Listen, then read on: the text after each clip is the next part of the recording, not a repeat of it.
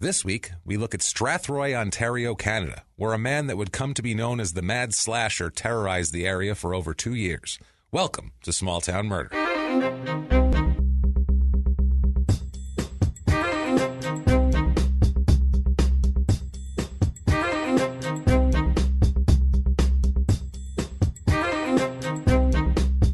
Hello, everybody, and welcome back to Small Town Murder. Yay! Yay indeed, Jimmy. Yay indeed. My name is James Pietragallo. I'm here with my co-host. I'm Jimmy Whisman. Thank you, folks, so much for joining us. No kidding. We're pumped. We're excited for Small Town Murder, as always. A couple things right off the top here. Threadless, crimeinsports.threadless.com is where you can get all of your Small Town Murder merchandise.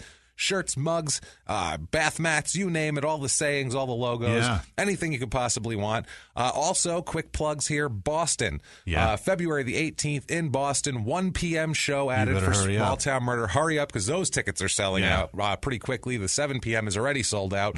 If you can't get in either of those, Crime and Sports at 4 o'clock. Right. If you're not listening to Crime and Sports, I don't know what is wrong with you. If you enjoy this and you enjoy us, you like that. You don't have to care about sports. Do you care about geography of town? No, but you like this. It's the same thing. Listen to the show. Come out and see us at 4 o'clock in Boston at Laugh Boston. Also, Phoenix, March 25th at Stand Up Live. Right. All these tickets, links are going to be in the show descriptions. Come to that one. That's our hometown, so it's going to sell fast. Get on that. I believe Detroit with Dan Cummins is about sold out. It's close. The stand-up show is just about sold out, but the podcast, it's close. Yeah, so come to the late show. If you want to come, you better get on the ball now. That's February 16th. Right. Besides all that, thank you guys for iTunes reviews this week. Thank you so much, guys. We pushed over 9,000. Unbelievable. Which is huge. We're pushing toward 10,000, and when we get to 10,000, we will do a bonus episode. There you go. People always said, well, you do bonus episodes based on, it's like, guys, we do 4.5 hours of podcast a week. Like, it's so hard to do. We just don't have time. I don't have time to research for bonus episodes and all this sort of thing. Think about talking for an entire half day at your job. Solid. Straight. Just never stopping. And that's what we're doing. It's very hard to do. So, and all that research just put 60 hours of reading behind that too. So it's a lot to do. So James is overworked, you guys. We're going to do this though. But we're going to do it. 10,000. We're going to do a bonus for you guys because that's incredible. Thank you guys, and you're welcome. If you have not done it yet, please get on iTunes and give us that review. They help out immensely. iTunes, funky algorithm. We've talked about it. It's not our fault. Say anything you want, but the 5 stars are really important on the business end. The quicker you get there, the quicker James gets there. And then we get a bonus episode. Also, everyone that contributed this week on Patreon, ridiculous. Thank you. You guys are killing it for us, and we just can't do the show without you. So we're blown away by it. Thank you so much. We have a long list of shout-outs of our producers, our executive producers. And there are new ones, by the way. Just so everybody knows. Thank you guys. If you're donating, we get your money. Definitely. I promise you we're getting it. Thank you guys. And it's this week. This is the new people that just signed up this week. Awesome. And if you want to make a one-time donation, you can do that over at PayPal. No problem. Every dime counts, and it's immensely appreciated. You can just use our email address, crimeinsports@gmail.com to do that.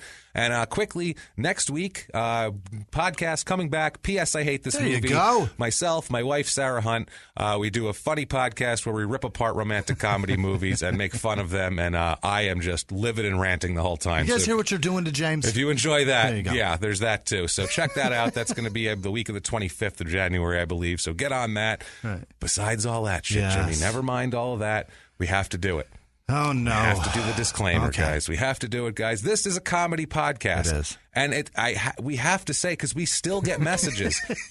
We don't say this because we say horrible things and make fun of dead babies and things. That's not why we give a disclaimer. It's not that bad. It's not that bad, as we say. We give a disclaimer because no matter what, we get messages saying, how dare you make jokes about murder, period. How dare you have a show that has murder and jokes in the same show.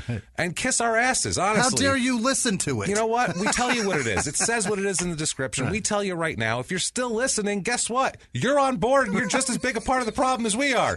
Okay? So enjoy the show, kick back, have a good time. And if you don't like true crime and comedy to be together and you never think they should be together, stop goddamn listening. Turn it off, unsubscribe, you're not going to like it. Okay? And if you want to just have a good time, have some fun. And you know what, too? We're respectful. We go out of our way to never make jokes about the victims or the victims' families. We are assholes, but we're not scumbags, people. So hang in there with us. We're going to have a good time besides my craziness. Never mind all that shit. It's time to shut up and give you murder, guys. Let's do this. All right. Let's go on a trip, Jimmy. Fantastic. What do you say? Last week we were in Wyoming. With the Wyomers. Jesus, in a trailer park in Wheatland, Wyoming. Boy, that was some bleak stuff right there. Wow. I was depressing. Depressed. Man, working on the hog farm, and I'm like, oh boy, tainted this is water. Tainted. Well, yeah, I was like, this is bumming me out. So let's get on. Let's pack it up. All right. You got all your stuff? Yeah. You ready to get your phone charger? You've left it constantly. We're going somewhere cold, aren't we? We're going somewhere cold. Get your park on. Long Johns. Let's go. Let's go. We are going to Canada. All right. Never mind cold. Perfect. And haha, by the way, everybody who's like, oh, this state and that state, threw a curveball in at you assholes. That's right. Going to Canada this time. Long Johns with the butt flap. That's all. That's right. Yes, we have some Canadian connections lately, so we're gonna do a Canada episode in honor of this here. We're going to Strathroy, Ontario, Canada. Strathroy, Ontario, Canada. It's southern Ontario. Okay. Ontario is kind of where Toronto is, and all of that, kind of above Buffalo and New York and all that sort of thing.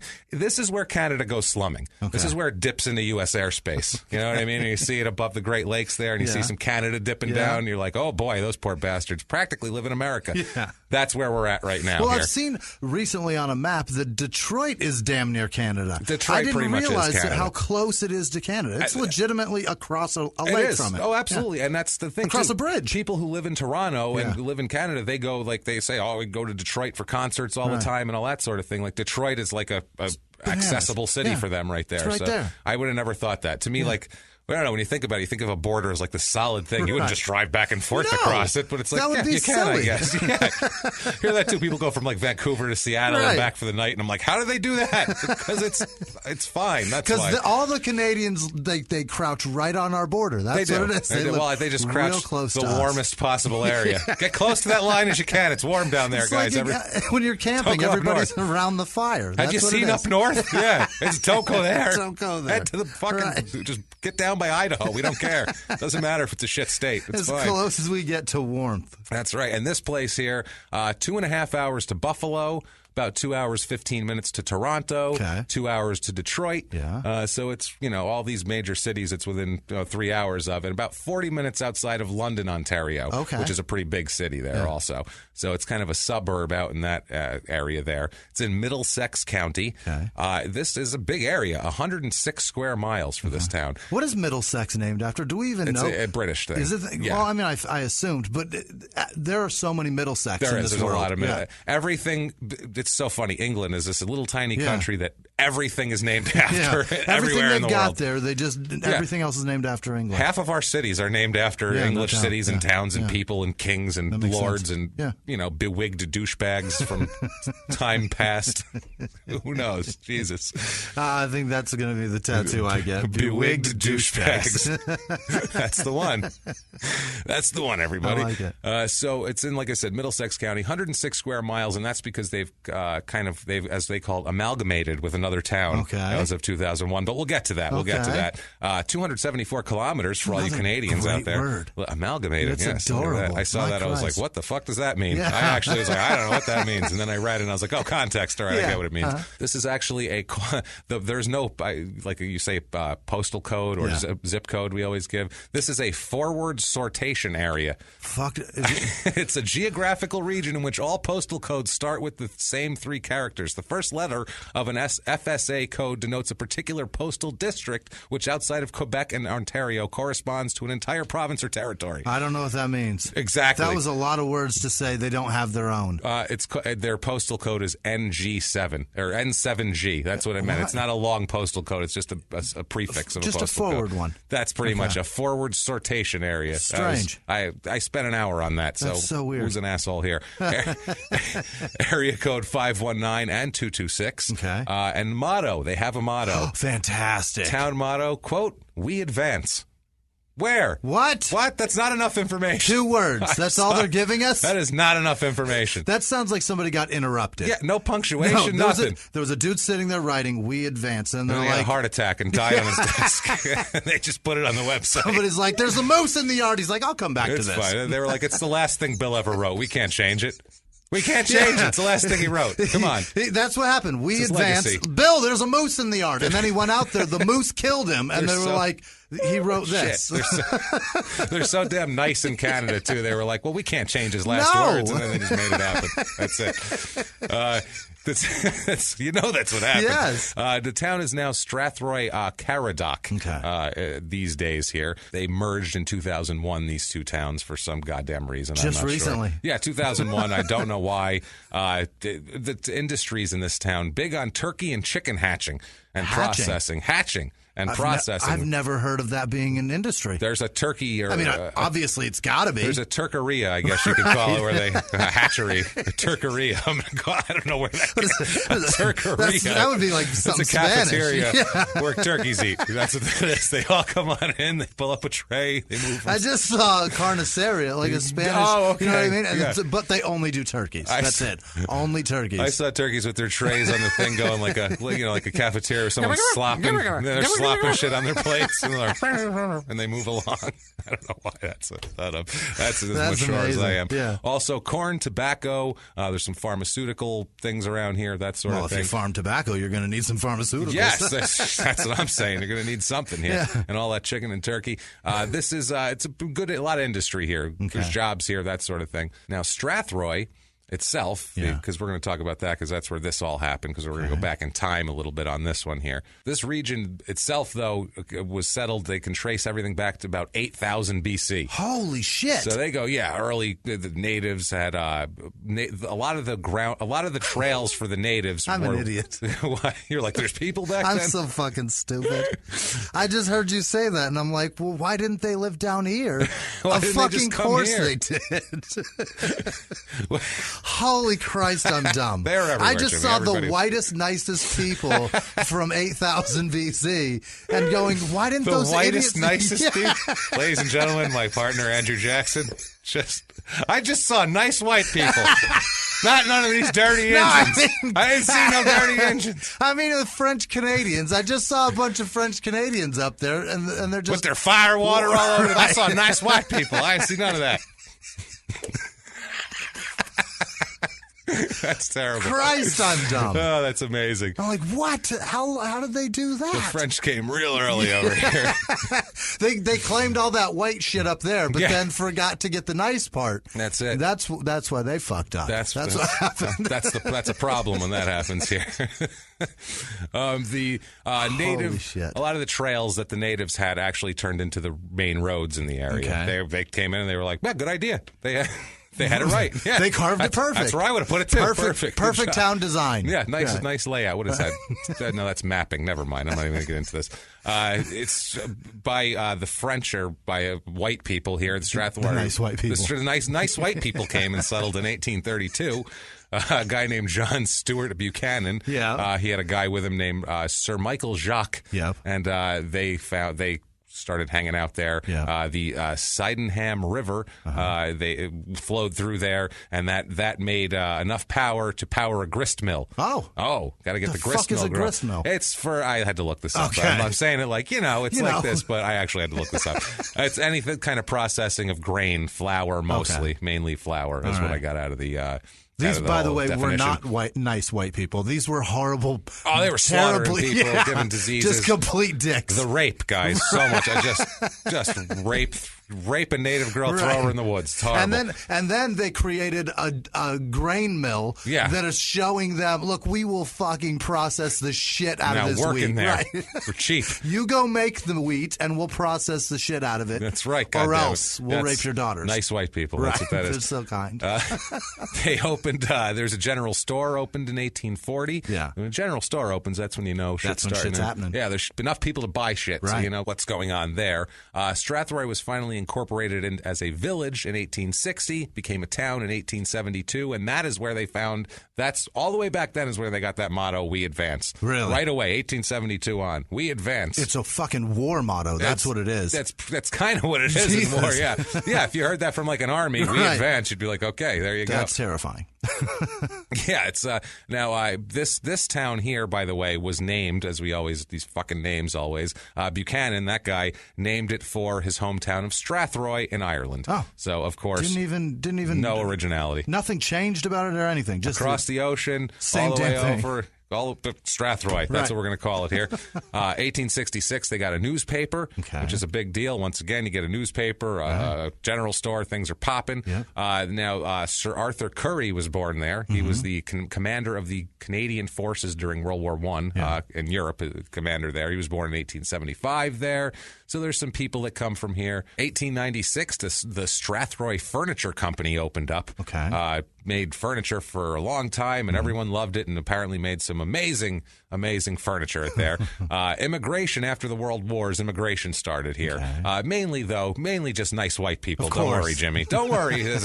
Hungarians, Portuguese, and the Dutch came in a lot. You know what I was just thinking about is that you said that a newspaper started, and I just started thinking about the de-evolution of journalism. Oh, yeah, Isn't it weird that it's like gone the opposite way? Yeah. Like when it the first journalism started, was terrible back then, too, though. They just made shit up. Yeah. They just made up stories. But now it's just all gossip. Now it's gossip, yeah. That's crazy you'd think that you give somebody a pen and paper and tell them, write the news. They'd write something like so-and-so's fucking so-and-so's wife. You know what I mean? Well, that's the news people want. That's the sad part. That's when people get together.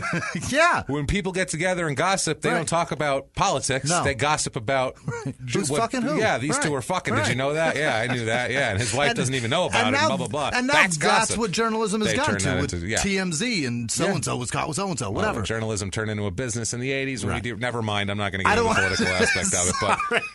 But when you deregulate media, that's what happens. My point is that you'd think it would go the opposite way. That it would start with that shit. It'd be an evolution. And get to and evolve to like just the facts. It's more like waves. Yeah. It goes in waves of whatever like journalism's good and then journalism sucks. Right. And it depends on the time period. It's like turn of the 20th century, journalism was awful. It was just the yellow journalism era where they just write anything. Anything at any time, whatever pays. Because there was 14 newspapers in every city, so they were standing on the corner going, extra, extra. The guy got his head cut off and stuffed in it, so they'd all have to make whatever shit up. moves papers. That's it. Right there. 1954, the most important thing that could happen in a Canadian city happened. The West Middlesex Memorial Arena opened where they could play hockey. Perfect. So that's the most important thing there. The Canadians beat the junior B team, the Strathroy Rockets, 14-3 in that game, which is expected from an NHL team beating a junior B team.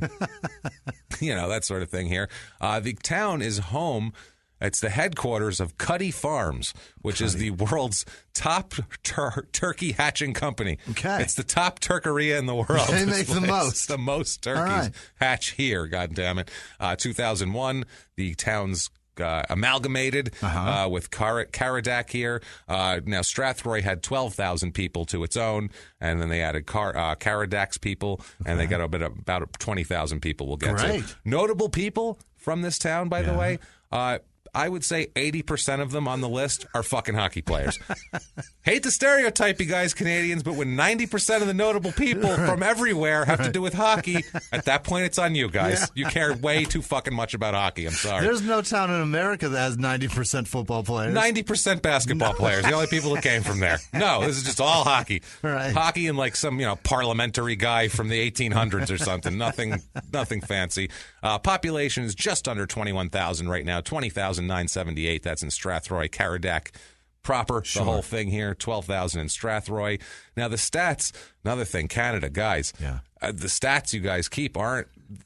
You have them, but God damn it, are they hard to find? I have to go through government documents. You need to really get this a little better. To get population or crime. To get everything, stats for things. Everything, except for population. That's on there, but that's on Wikipedia. Yeah, it's exactly. But everywhere that's else, easy. Everything else is awful. Oh, everything else is really difficult, and the same thing with the case.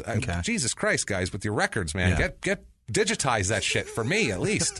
For the love of God. It's like Canada didn't exist before about 2001 on the internet. No documents exist. Was there a war for the paper records here, too? I think so, yeah. Like in the other and they just destroyed them all? Somebody came over from the other town's county seat and was like, we're the county seat now, and just took everything. We'll take them. Burned it. They're ours. And then did it with every county seat in the entire country. Burned everything.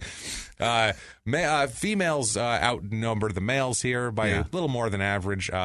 Weird age groups here. There's a lot of old people. There is more people over 65 than there are under 14. Really? Which is that's skewing old, I would say, at that point. That's definitely skewing old. The most Most people are in the group of 50 to 59 years old. Okay. Which that tells you a lot right there. A lot of 60 to 69, a lot of 70 to 79. They have 900 people over 80 in this town, too. Holy shit. It's a very old town. Yeah. It seems like, as far as that goes. Most of the people speak English here, from what I found. About 135 people speak French, which you would expect. I would expect more than that, honestly. That's pretty low. But I think that's their native tongue is what we're talking here, not just what they speak. That's their. It is now. That's exactly. And then a lot of people speak other languages there also. Many more married than not married. It's way over. Like in Canada, that's the other thing. I couldn't find averages very easily. Really? So I'm comparing this to the U.S. and we're different countries, so it's very difficult. Yeah. But here it's about 50-50 on marriage. There it was way more than that as far as married goes. Yeah, a lot of married people. But it's odd because there's so many more married people, but there's an equal number of couples that have with and without kids, which is a strange stat, I thought. So they're responsible, I guess, is what they're not knocking each other up willy-nilly up there. Free health care is what it is. You think they'd be knocking each other up like crazy then? They can have kids for free. Well, it's Pump them out. The ladies are very careful with their parts, and they watch over them a little more carefully. I don't know how to fucking say it. They scared of moose invasions or something? No. I mean, my wife got raped by a moose last week, and I'm not. We're moving. I'm not so sure that one's mine. That's. I don't think he's got antlers. Let's just say that. I'm just saying they have health care, and it's very accessible, and they can go get checked. They can get birth control. Right. They can, that's they what can you're get saying. A checkup. They have more control Right. than if you live in a Mississippi trailer park or something where you don't have access to health care, and especially and Bubba's drunk. Good he's going to be horny. I got to take care of Bubba. Every time he comes home, he's so horny. He gets in a fight at the bar, comes home horny. Sit on it, and then he doesn't tell me when he's going to finish, and I'm still sitting. And 9 months later, next thing you know, we got Bubba. We got 6 kids. In a single wide, and we'll say that from last week where they had 3 kids in a single wide, which Jesus Christ, it was tainted water. It was, and couldn't even let him that. drink the water. I can't believe that. Jobs here, like we said, you can work at the turkeria. The hatchery is open. You can do that. There's a lot of other jobs here, a lot of industry. There's a lot of pharmaceutical sales. Like we said, they manufacture drugs there. A lot of trade-related things, I guess, because it's down on the border. So there's probably a lot, intercontinental shit, in and out shipping and that sort of thing. Not intercontinental. Not the intercontinental champion. No. The intercontinental champion lives there. Jesus, I'm an idiot today. I don't know what I'm doing. I don't know what I'm doing. No. That's the most honest thing ever. I don't know what I'm doing. I wish more people in this world just say it would like just that. stop and go, I don't know what I'm doing. You ever gone out and watched somebody struggle with something? Right. Like watch like a waiter try to fill an order, and you're just like, if he just stopped and said, "Excuse, I don't know what I'm doing," it would make everyone feel better. I feel like we'd all go, "Okay, so we're all on the same page." We thought you knew what you thought you knew what you were doing, which scared me. Honestly. Next time you're sat down by HR and they go, why did you do? I don't know what I'm doing. I honestly don't know what I'm doing. I have no idea what I'm doing. Clearly, or I wouldn't have done that, obviously. That's what. I did tell the nurses that when they told me after 2 days to go ahead and take my child home, you're going to be released and discharged now. And I was like, I don't know what I'm doing. I don't know how to do that. I'm not leaving unless one of you fucks are coming with me. Because this is going to die. Somebody help us. This is going to die. We're going to leave it somewhere. It's just going to. I don't know what to do. Where's the closest fire I department? hope she does. Right. I pray to Christ she knows what she's doing. I hope being pregnant gives you magic. Right. Magic knowledge that I can't absorb. I don't know. Right. My God. Median household income here, and this is in Canadian dollars, I assume, which there's an exchange rate. It was about 70% of U.S. money right now, I believe. To me, worthless. I think it's 71 cents to the dollar or something like that. But their median household income here is about $71,500, which in America it's about $54,000. But if you take away the 30%, I think it's close. It's close to that. It's about the same. Yeah. It's an average place. It's an average suburb of a big city. It feels like it's like outside of Minneapolis or something. Honestly, when I did all the research on this town, that's what it feels like. It doesn't feel like I think it doesn't feel like an exotic foreign place, but it's Canada. There's no exotic foreign places. There's nothing exotic. Unless you go into like Yukon territory. Right. There's a 14-foot snowdrift. Right. That's exotic. That's exotic as fuck. That's exotic. I don't know anything about that here. But there's also a lot of people with a lower income here that I've noticed. A lot in the like $20,000 to $40,000 range. Yeah. And then there's a lot like $10,000 to $20,000, which I assume is probably students, elderly people, things like of that nature. Sure. I would imagine also. Cost of living, can't find cost of living for shit. Like really? As far as the indexes and that sort of thing, it was very difficult to find that. So we'll just do it even up like we're talking about America here. The average monthly shelter cost for an owned dwelling there. That's what that's what I mean. Simplify this shit. It sounds so basic. Is 1,021 Canadian dollars. So that seems about like here. The median value of a home in this area is about $250,000, which is higher than the 185 here. But once again, you take the 30%. Right. It's Minneapolis suburb right here. And if we've convinced you that no other place for you will do except for Strathroy, Ontario, Canada, we have for you the Strathroy, Ontario, Canada Real Estate Report.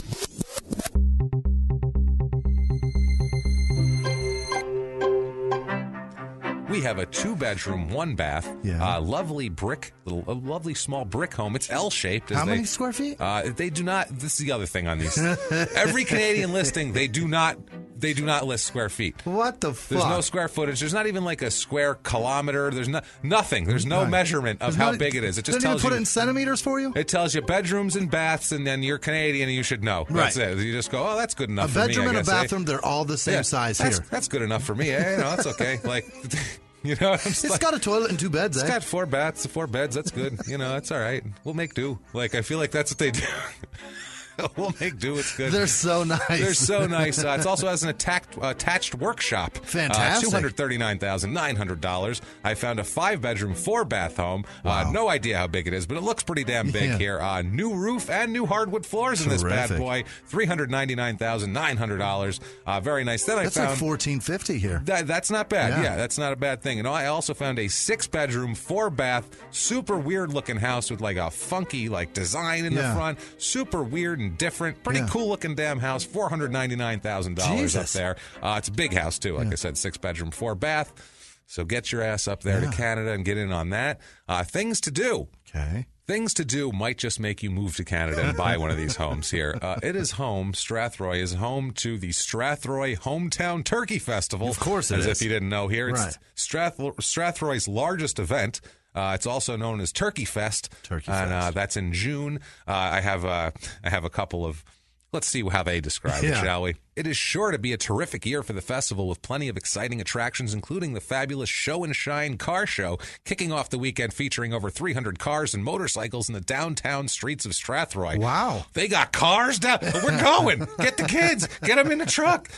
Plus, very popular events like Karaoke Idol, a full assortment of vendors in our local lane, a wide range of entertainment on our beer garden main stage, and an awesome midway that was new to the festival last year and received positive community response. And, of course, the traditional carnival games, cotton candy, and ice cream. Jesus. That's not it, though, because I found an ad You are selling it. That's not all. That's not all. I found an ad for a band that was playing this, that they were advertising that they're going to be in this festival. This is Canada's Kiss tribute band, Sonic Boom. Oh, my God. I've heard of them. You have? They fucking tour America, too. Wow. They'll be there headlining night 2 of the festival, Saturday, June 17th. If you can't get enough of the real Kiss, when Kiss doesn't come to your town, we fucking will. We got these guys. For a fucking discounted rate. And they say, quote, we can't wait to rock Strathroy like never before.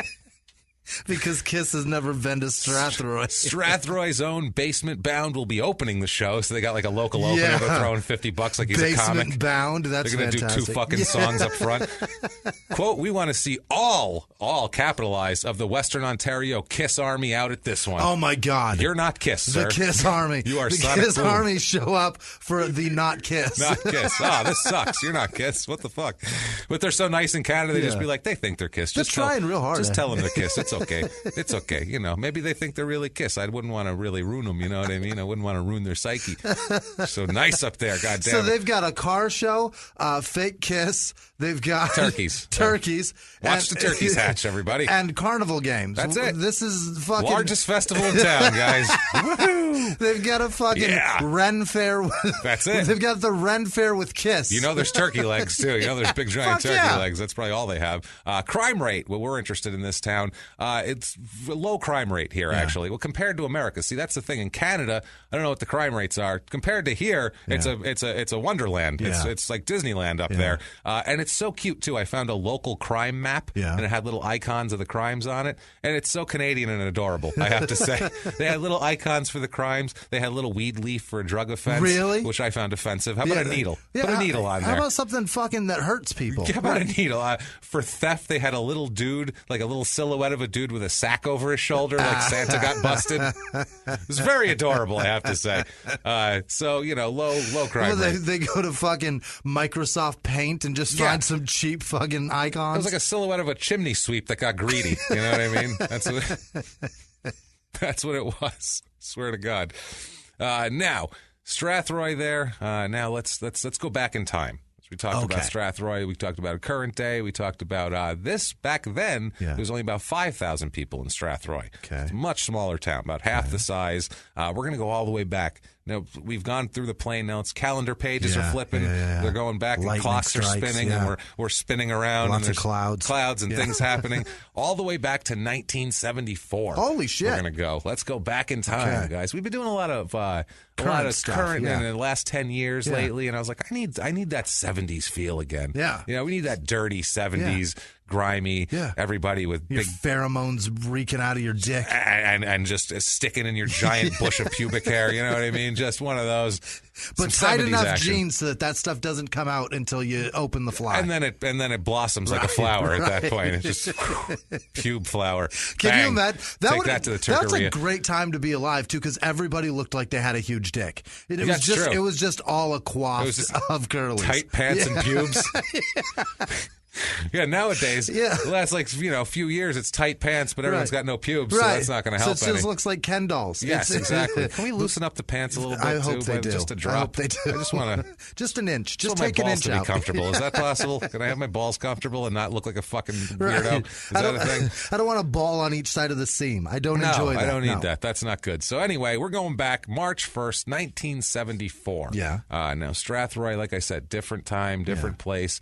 Canada now, as you can imagine, is considered pretty damn safe. Yeah. Like it's, I know people that are Canadian, and I know people that don't lock their doors that live in cities in Canada. Really? They're just like, you don't need to. Like it's just and I know there's crime up there, and there's horrible things that happen everywhere, but way less. Like Toronto, for a big city comparable to one of our big cities, there's nothing like it. There's not crazy. It's just there's nothing like it, and there is crime and there's poverty and there's all that sort of thing. But compared to America, it is just like, wow, this is quaint. That's nuts to me, though. It's a big city. Like, how does it? We live in a pretty big city here. Yeah, 5 million people. We just had a fucking serial killer caught last week. Well, they have that, but I didn't even know about this guy. I've been locking my doors for years. Yeah, absolutely. They didn't even put this fucker on the news until they caught him. No, but this is a different time and a different place. And this is, like I said, now in Canada, everybody's nice and everyone's not. And I think, too, their media is a lot different. Their media doesn't pump out.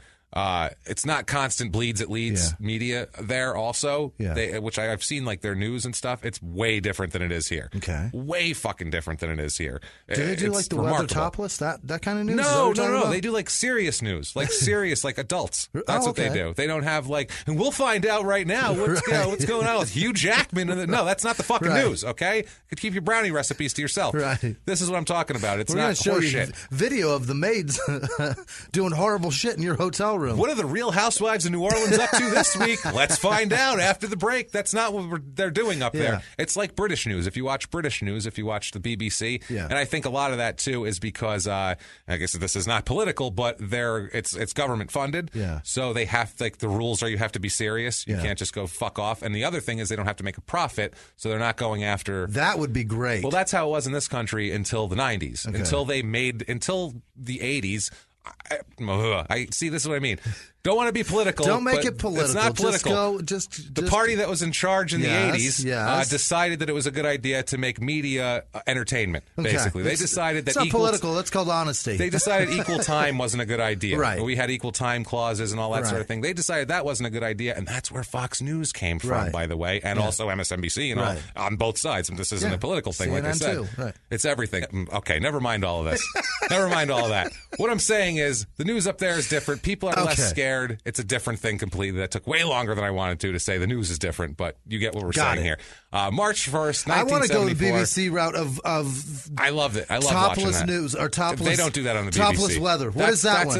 in like Scandinavian that's countries. That's the one I want. I don't care if it's dudes or women. I just think it's like fucking Western hysterical Europe. That's like and it's freeing. I'm fucking sure do it that way. In Estonia, they just tell the woman doesn't even want to. Yeah. They're just like, you do topless. You do and topless. she's like, okay, I do topless. I don't want to get stoned. Yeah, that's all it is. Yeah, there. She's like, okay, I do. Or else she's going to be. She talks. Okay, I do. She talks like she's smoked. She does. She's from Estonia. I don't think she's allowed, actually. No, she's like, you smoke more, keep you skinny. That's what they say. Keep you skinny, keep breasts looking good and perky. Yeah. You go out and say, partly cloudy here in my breast, and then you come back. We give you more cigarettes. Okay, camera on. You go action. That's how it works over there. You go action. Holy shit. I think I captured that guy's essence. Wow, that was perfect. So March 1st, 1974. And that guy in America directs porn. Go on. Yes, exactly.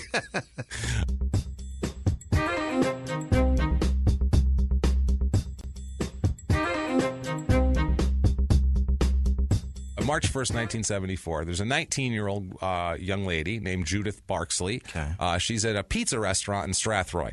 And this is why I say all that was for a reason. We mentioned all of that in the news and people being less scared because it's a different time. She leaves a pizza restaurant. It's at night. Yeah. It's a chilly, cold, really cold night, too. It's fucking March 1st. Canada. Yeah, March 1st in Canada is a June in Canada is still chilly. Yeah, like almost summer, eh? It's sweater time still. It's the 1st to the 14th of August. We're going to have a hell of a time there. That's going to be a good one. It's going to be summer like you've never seen before. We're playing the salt remnants of the snow. I'm going swimming. I'm going to go see Sonic Boom over at the Turkey Festival, eh? They're opening the hatcheria to the public. So, holy shit.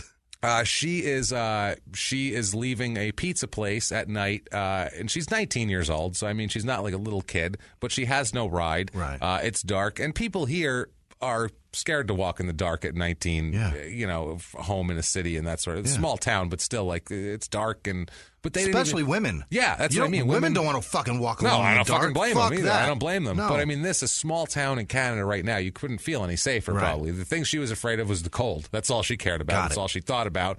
She wanted to get home quickly. Yeah. So rather than take the path on the streets, she decided to cut across some railroad tracks and take a shortcut to her house because she was freezing. Yeah. Like I said, we see that and we're like, oh, God, no. Yeah, but don't do that. 1974 in a small town in Canada, that was just like, oh, hope a moose doesn't get you. Like that was the danger. Yeah. They were way more afraid you're going to be eaten by animals than There's rabid by beaver people. over there, eh? Yeah. Hey, watch out for that.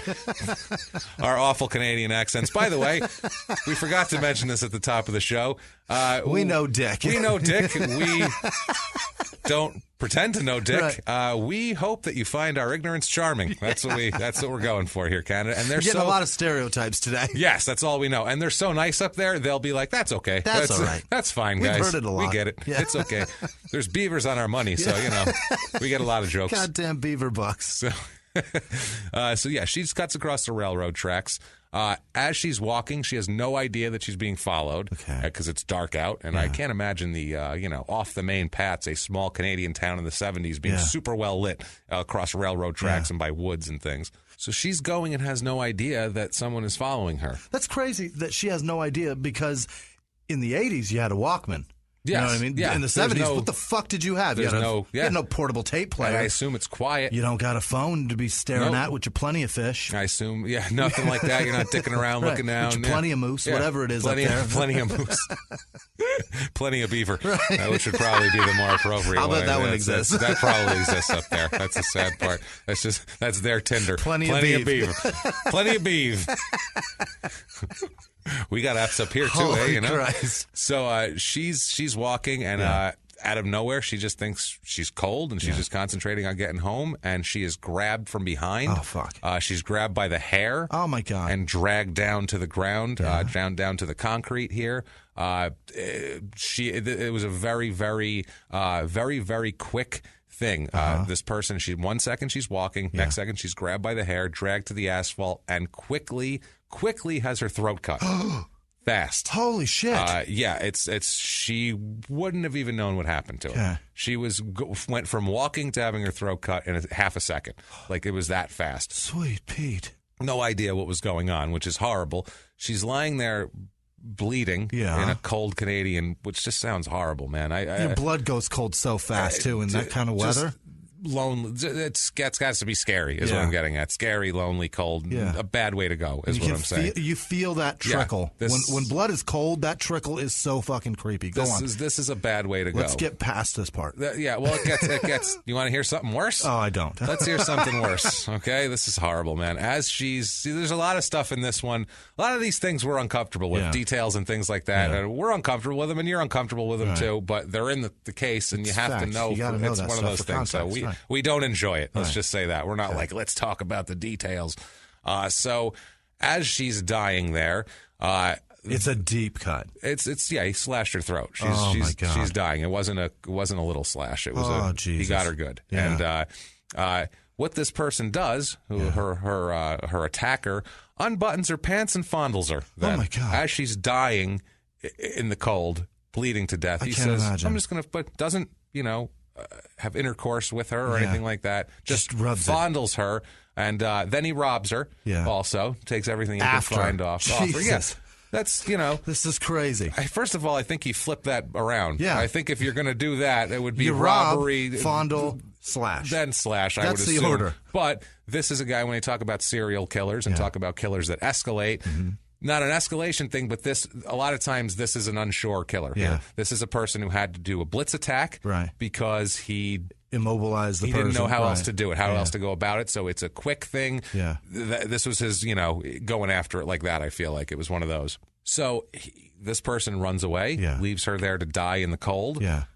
She's not found till noon the next day. Sweet fucking Christ. Noon the next day, a guy who was cutting across the railroad tracks to go mail a letter in town, stumbled across her body there. Around her was there was just garbage all over there too. There was garbage. There was like a pizza. It's where people don't walk. A pizza box. There's like soda bottles and like chocolate bar wrappers and things like that. Just like stuff strewn about. The worst. There was a lot of litter back then, by the way. And somebody's daughter. But I mean, just everywhere. The 70s were before they had those commercials. People just littered and threw shit out everywhere. Yeah. So this poor girl. I mean, I still do. You're an asshole. This poor girl is. They find her body there. That's horrible. So poor Judith is Judith Barksley. That's her. That's March 1st, 1974. Okay. So this makes everyone in town a little uncomfortable. They're not used to 19-year-old girls being murdered in the darkness for no reason. Yeah. One injury, by the way. Yeah, that's it. Just one the one slash to the throat. It was that deep and dispatched that fast. That was it. Dragged her to the ground, slashed her throat, and then went from there with everything.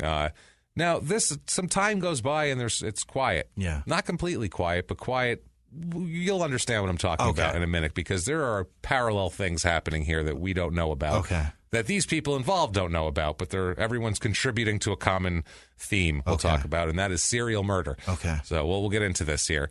September 1975, so this is about 15 months later, an 18-year-old woman named Rosalie Winters, she is heading toward Alexandra Park. Okay. She's just walking, same thing, just walking along, just an 18-year-old going to a park. She's tackled to the ground. Okay, so hold on. Park, like where swings and shit are at? Yeah, a park. Okay. Yeah, Right. a park, Alexandra Park. I don't know where that is. It's in Strathroy somewhere. Okay. But she's walking toward their 18-year-old young lady in September. It's probably nice outside. Yeah. It's, nice for Canada. It's 48 degrees, Right. maybe, tops. That was the high that Warm day. summer night. Yeah, it's an 18-degree low. But, they're like, it's not bad. It's you great. You put on your light parka, you go out there. It's a good time. I'll tell you. It's not bad. You go see Sonic Boom and you have fun. That's all. Go watch the turkeys hatch. Be careful, though. That tryptophan will make you sleep on the park Oh, it'll bench. make you sleep, boy. I'll tell you something right now. What the fuck? I like our two Canadian guys sitting on a bench. We have Canadian guys that just sit on a bench just sit there and bullshit. Hey, I'll tell you, boy, look at that right there. That's something. It's a little nip in the night air. You feel that? That's a little much. Is the Leafs game on, or what are we doing? I got a pocket full of nuts. You want some for the want some? squirrel? I just carry nuts everywhere. 'Cause I'm nice. missing the whole first period. I got to get inside. I don't know what's going to happen. It could be 1-0 by now. I'm missing all the action. Fucking exciting hockey. Oh, man. Anyway. Oh, that's hilarious. So this Rosalie Winters, let's get our jokes in now because they're going to be hard to make. It's going to be tough. It's going to be tough for a while here on this one. So you say serial murder, and I know this show's going to be a bit of a downer. This is going to be a downer. This is going to be a definite downer. Yeah. You're going to get pissed off at a lot of it, Yeah. and it's a crazy goddamn story. And it's one of these stories that you don't hear a lot. Yeah. Most of the time, a lot of these serial killers are really... Oh, they're super and publicized. You know what? Not to talk shit about other podcasts, Yeah. but we get it. We get it. The BTK fucking killer exists. We Holy understand. shit. Who? Really? Is there a Now, tell me again about that Dahmer fellow, because Right. I've heard of him, but I haven't really heard anyone explain it to me in an audio format for an hour and a half. Oh, wait, yes, I have. Fucking everybody. Are you telling me on Madeline the McCann face of the is still earth. missing? Really? Yeah, no She's still shit. missing. Really? I mean, I get it. That's how you Yeah, they're get, fascinating stories. and that's how you get listens too, because that jacks you, Right. and we don't. Obviously, we don't give a shit about that. Right. Because I pick the most obscure You goddamn pick things I obscure can find. things, and at the top of the show, you tell people, don't fucking listen. Don't listen. Here's some shit you've never heard of. We want to compete. Right. That's what we're doing. So yeah, what the fuck is wrong with us? And then we're going to talk shit about the people we want to compete. who play the game correctly, Right, and we're right. like, no, goddamn, we're going to That's do not it how our you do way. it. We're fucking indie, man. We're Fugazi in '87. You know what I mean? Give me your vape pen. Yeah. Oh, Jesus. Yeah, that's what we're. But it's true though. This is I didn't see anybody else covering this, so here we are. want to compete. It's true. That's how dumb we are. Holy shit. They're like, yeah, well, stories you've heard of and you want to hear. Nope, we got this guy. Never heard of him. Listen anyway. My glasses are idiots. foggy. I'm laughing too hard. That's a good thing. That's a good thing. Okay, let's see so here. Rosalie Winters is 18 and heading toward Alexandra Park, and she's tackled to the ground. So this is the at this second point. one under 20 years old. Second one, under 20 years old, walking just in a normal area where people walk and being immediately tackled to the ground. Yeah. This time, it's a little more advanced than last time. Last time, as we remember, that hair pull, throat slash, and then he fondled her. And then he did whatever he wanted to do. This time, and by the way, she notices that he has long hair. Okay. She sees that he has, but it's the 70s. Everybody's got long hair. got it, right. Politicians have Yeah. everyone's got long hair in the 70s, literally. Ted Knight had long hair in the fucking 70s. You know what I mean? Like, everyone had long hair in the 70s. Right. It's ridiculous. So he tells her that he intends to rape her. Yeah. He makes his intentions known. He starts to choke her.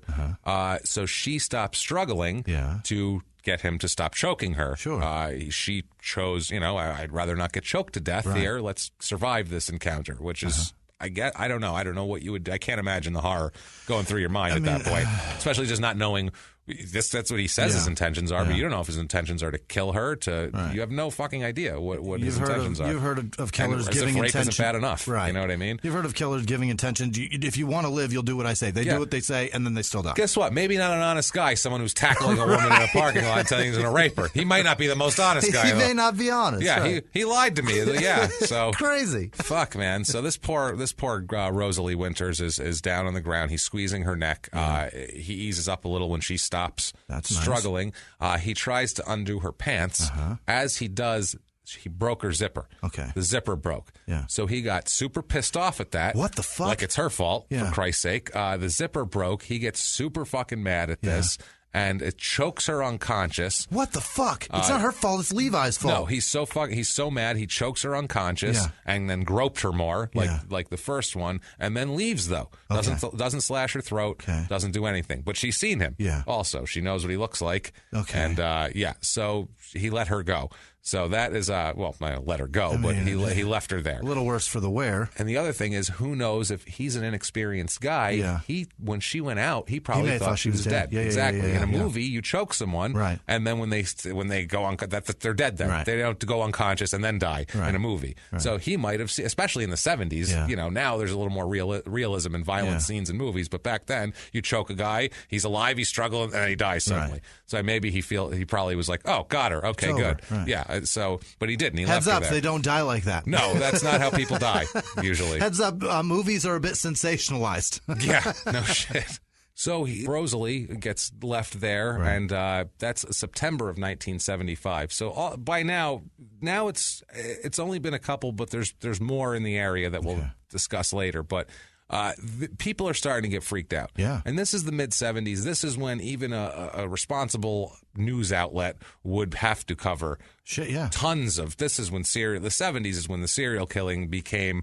This is when shit became just public knowledge in the just lexicon of everything. This is when Zodiac Killer, had sent all these letters and people knew about it. There's so many active things going on. Shortly after Manson is when it really fucking blew exploded. up, man. Yeah. It blew up. For some reason, they've never been able to figure out exactly what the hell caused that. Right. Because it was just that one period of time. It was crazy. And there are so many serial killers that you've never heard of. Oh, God. Like this one. Yeah. What we're going to talk about. Dozens of them. There's so many of them. It's believe crazy. Me, there's so many of them. They're everywhere. And obviously the highway system was a big deal. People get in and out. And we know also, that. But it's kind of like the movie Scary Movie. You can do one and it's great, and then eventually they fucking get boring. You know what I mean? Yeah. So eventually you just go, I get it. A bunch of people killed a bunch of people. It just, kind of and you block lose it out. interest. So the town is a little bit freaked out now. We have a dead girl who was groped, and we have a girl who someone attempted to rape, but in the same fashion as the first one, same MO minus the throat slashing, which was a big deal. A busted Jordache jean zipper. And a busted, it's the 70s, so maybe Jordache will say. Well, probably. Who knows? So something with bell bottoms. Yes, for sure. definitely. October 20th. Actually, it's Canada. They're probably about 15 years behind. Yeah. So she probably was. She's lucky she didn't have a poodle skirt on at that point. 55. So Canada's slightly more ahead than Mexico. Right. It's one of those things. You ever go to Mexico? They are 30 years behind. You betcha. 30 have mustaches and members only jackets and like 80s mustaches though, not douchey hipstery ones that are like novelty. Push broom. Push broom. Some Burt Reynolds shit. Members only, and they're like, see, this is good. Trans Am. This is good. So, October 20th, 1975, there is a woman named Louise Jenner. Okay. She lives in Mount Bridges, which is an area right there in town. She gets an unexpected knock at the door at her apartment. She opens the door, and it's a guy that she knows. Okay. It's a guy that she actually considers a handsome guy, a guy that she's friends with. She's a married woman. She has a baby in the house and everything. But she knows this guy, and so she sees it's him. It's a guy named Christian Herbert McGee. Okay? She looks at him. He's there. They're friends. Yeah. He's a 27-year-old guy. He's from the area. Yeah. He's also was acquainted with Judith Barksley and Rosalie Winters. Okay. Known them. So that's interesting here. McGee also has 2 kids at this point. He's 27, 2 kids. He's married. Yeah. He's got a 3-year-old boy named Christopher and a 1-year-old girl named Tracy. Yeah. So 70s, that's normal. I guess I didn't have 2 kids by the time I was then, but Me neither. No, it's so he knocks on the door. He knows this person. She doesn't know why he's there. Okay. It's unannounced. Yeah. Well, that's the other thing too. I feel like in the 70s you could just show up a little easier at people's doors because the communication wasn't the same. Yeah. You're gonna be like, why didn't you text me and tell me you were here? Exactly. It's the 70s. Right. That's why, asshole. You had the hi-fi on. You might not have heard the house phone. Sorry. I mean, you know what I mean? Like, who knows what back then. And it's so funny, whenever we cover 70s stories, there's a lot of popping in and popping out everywhere. It's he popped over, he just went over to this guy's apartment. Everyone just went over, knocked on people's doors. Don't come into my house unless you tell me you're coming. ever. Yeah. I don't want anybody to. Thank God times have changed. I got a friend that disconnected their doorbell, and every time somebody comes over, he goes, he sees them through the big picture window. They can't see in because it's tinted and mirrored, but he sees them come up, and he says, they came up and touched my house because there's no doorbell. They just come up and touch his house and stand there, and then eventually they walk away. Yeah. But he's like, I don't want people at my fucking house. I don't unannounced friends. Friends, especially, I remember talking salesmen, things like, I don't want my friends just coming over unannounced. Let me plan something. Tell me. I'm doing something. I'm busy always. Just know that. Even if I'm not, I am. I have so much shit going on. I got a lot of shit going on. Leave me the fuck alone. So, McGee here, he's at the door. He goes by Chris, doesn't he? He goes by Chris. Of course he does. Because when you McGee said his brother's name or his son's name is Christopher, I was like, he goes by Chris, and he hates his first fucking name, so he named that kid Christopher. Christopher, not Christian. Right. Yeah, exactly. And his middle name is Herbert, which I goddamn hope he did not pass on to anybody. No. Nobody wants to be named Herbert. No. So she invites him inside. Okay. It's the 70s, I guess you invite people in when they come over. You say, hey, let's put on an ABBA album and let's fucking rock it out, I guess. I don't know what you do in Canada. Rush's new stuff just came out. Right. You're goddamn right. You know that's what it was. Yeah. Rush is brand new, and they're good, I tell you, boy. They're going to be something. I'll tell you right now. Rush, I see big things in their future. One day there's going to be a podcast that has an agency that reps the same fucking band. That's hilarious. Oh, man. So she invites Christian inside. Yeah. He comes on in, old Christian Herbert McGee. Yeah. A little bit about McGee. He's an interesting fella. I mean, it sounds like just a married guy with 2 kids who is considered handsome by some. You'd say, that seems fine. Yeah. Like I said, he's going to come over, smoke a joint, put some of those giant big headphones on they had in the 70s and, I don't know, listen to Simple Man over and over again. I have no idea what they would do. I don't know if they listened to I wasn't Skinner born there, yet. I'm just assuming the 70s were just nomadic. Everybody had a day job, too. Everybody was working. Everybody's wandering around with giant headphones on. If they weren't at work, they just had huge headphones and wandered from house to house. With stupid pants on. With a fucking weird shirt. Dumb shoes. The sleeves were so fucking huge big. Sleeves. What is that about? Shoes with no laces. Super tight on the chest, and then, like, the forearm was just baggy as fuck. Yeah, like a pirate. We're going to get into that again. Like Seinfeld's puffy shirt. That's what we need. So bizarre. Let's bring that. Right. Now, McGee, a little bit on his background. He is born to his parents broke up when he was younger, when he was very little. But that's probably better because his father was an abusive lunatic. Okay. Both his parents were abusive, actually. Right. So he grew up in a very abusive environment, described as a completely loveless home. You mean the 60s? Yeah, just how you treated your kid. Well, he was born in 1948. Oh, no shit. So he grew up through the 50s. Through the 50s. Even worse. Yeah, beating your kid was considered paying attention to him. Right. That was good parenting. That was spending time. Yeah, I spent some time with my kid. I kicked his ass this morning. He spilt something. He's got a steak on his face. Yeah, don't you know that? That's a real 50s thing there. He's got a steak. Jammed a piece of fucking raw beef got a steak on his eye. That's how bad face. I whooped his ass. And the people go, good for you. That's a good dad. Send my kids over there to hang out with you for a while. Like, oh, okay. You could hit other people's kids back then. As long as you brought a T-bone with you. That's it. No kid wandered into your yard, cut up. You could beat his ass, and his parents would thank you from across the street. Thank you. That kept me from having to go over there and slap him. I appreciate that. Saved me the time. Oh, that Bob's a sweetheart, man. He saw little Johnny, just smacked him right across the face. Used the back of his hand too. Really let him know there's a little sting to it. You know what I'm saying? That's the 50s. Oh, fuck. That's how he grew up. But apparently, this was worse than most. Okay, This so was a punches. particularly abusive environment here. Later on, too, in his marriage with his 2 kids, he'll follow in that footsteps of having no love at all in the marriage and just being complete robot people. Yeah, he doesn't understand. I guess if you grew up in that environment, how would you understand? Yeah, it's just learned behavior. And especially back then, being demonstrative wasn't considered a real taboo, positive anyway. And I guess after the 60s, but yeah. I'm not sure how. See, that's the other thing too. I'm not sure how the 60s affected Canada. Yeah, that's the thing. Like here, you could almost put the 60s as like a reason for part of the serial killer culture and all this sort of thing. It's also like an awakening, and like people are like, "Fuck it, let's just do drugs." That's what I'm saying. I don't know how much of that carried happened over in up Canada, there, right. because I know they weren't. Most of the '60s came from Vietnam, right? And they weren't. They didn't have that big thing to fight against. So I don't know if they did anything. Because they just sat around laughing. Hey, we're fine. Hey, it's good. They sat around with short hair, listening to Perry Como, going, I don't know. Hey, it's Fuck good. it. Hey, give me another moose lager, would you? And that's all they do. You know. Right now they were raising that super nice chick singer. What's her name? I don't know her name. Bryan Adams was being raised right now Yes, up there. he was. That super nice chick, Celine Dion. Celine That's it. Dion. She's I up hate there. Celine Dion. Listen, Good God. I didn't say she was a great singer. I just said she's super nice. She's not nice. She seems like a horrible person. Really? Horrible. I don't know. She sings sweet songs. She seems like she would tell everyone not that works for it. They're not allowed to make eye contact with her. You know what I mean? Right. So she seems like, do not look at me on my big camel toe and my pants. And my weird nose. And my weird nose. My husband is dead. I think I covered everything I know about Celine Dion. That's it. Dead husband, camel toe. With seems mean. bedazzled fucking phones. Like, what, is that Tyra Banks that did that? I don't remember. I forget No, it was who the other. It was the model. Tyra Banks was a model. The other one, though. The other model. What the hell is her name? Damn it! It's Naomi Campbell. Naomi Campbell. Yeah, she's all the one right, who- bang. I'm like, I can see Somebody it. on the other end of this is going, it's Naomi Campbell, you thank couple of idiots. dickwads. Yeah, one of our female listeners for sure. I'm Whatever. positive. I imagine Celine Dion's done that. Oh, yeah. Bejeweled.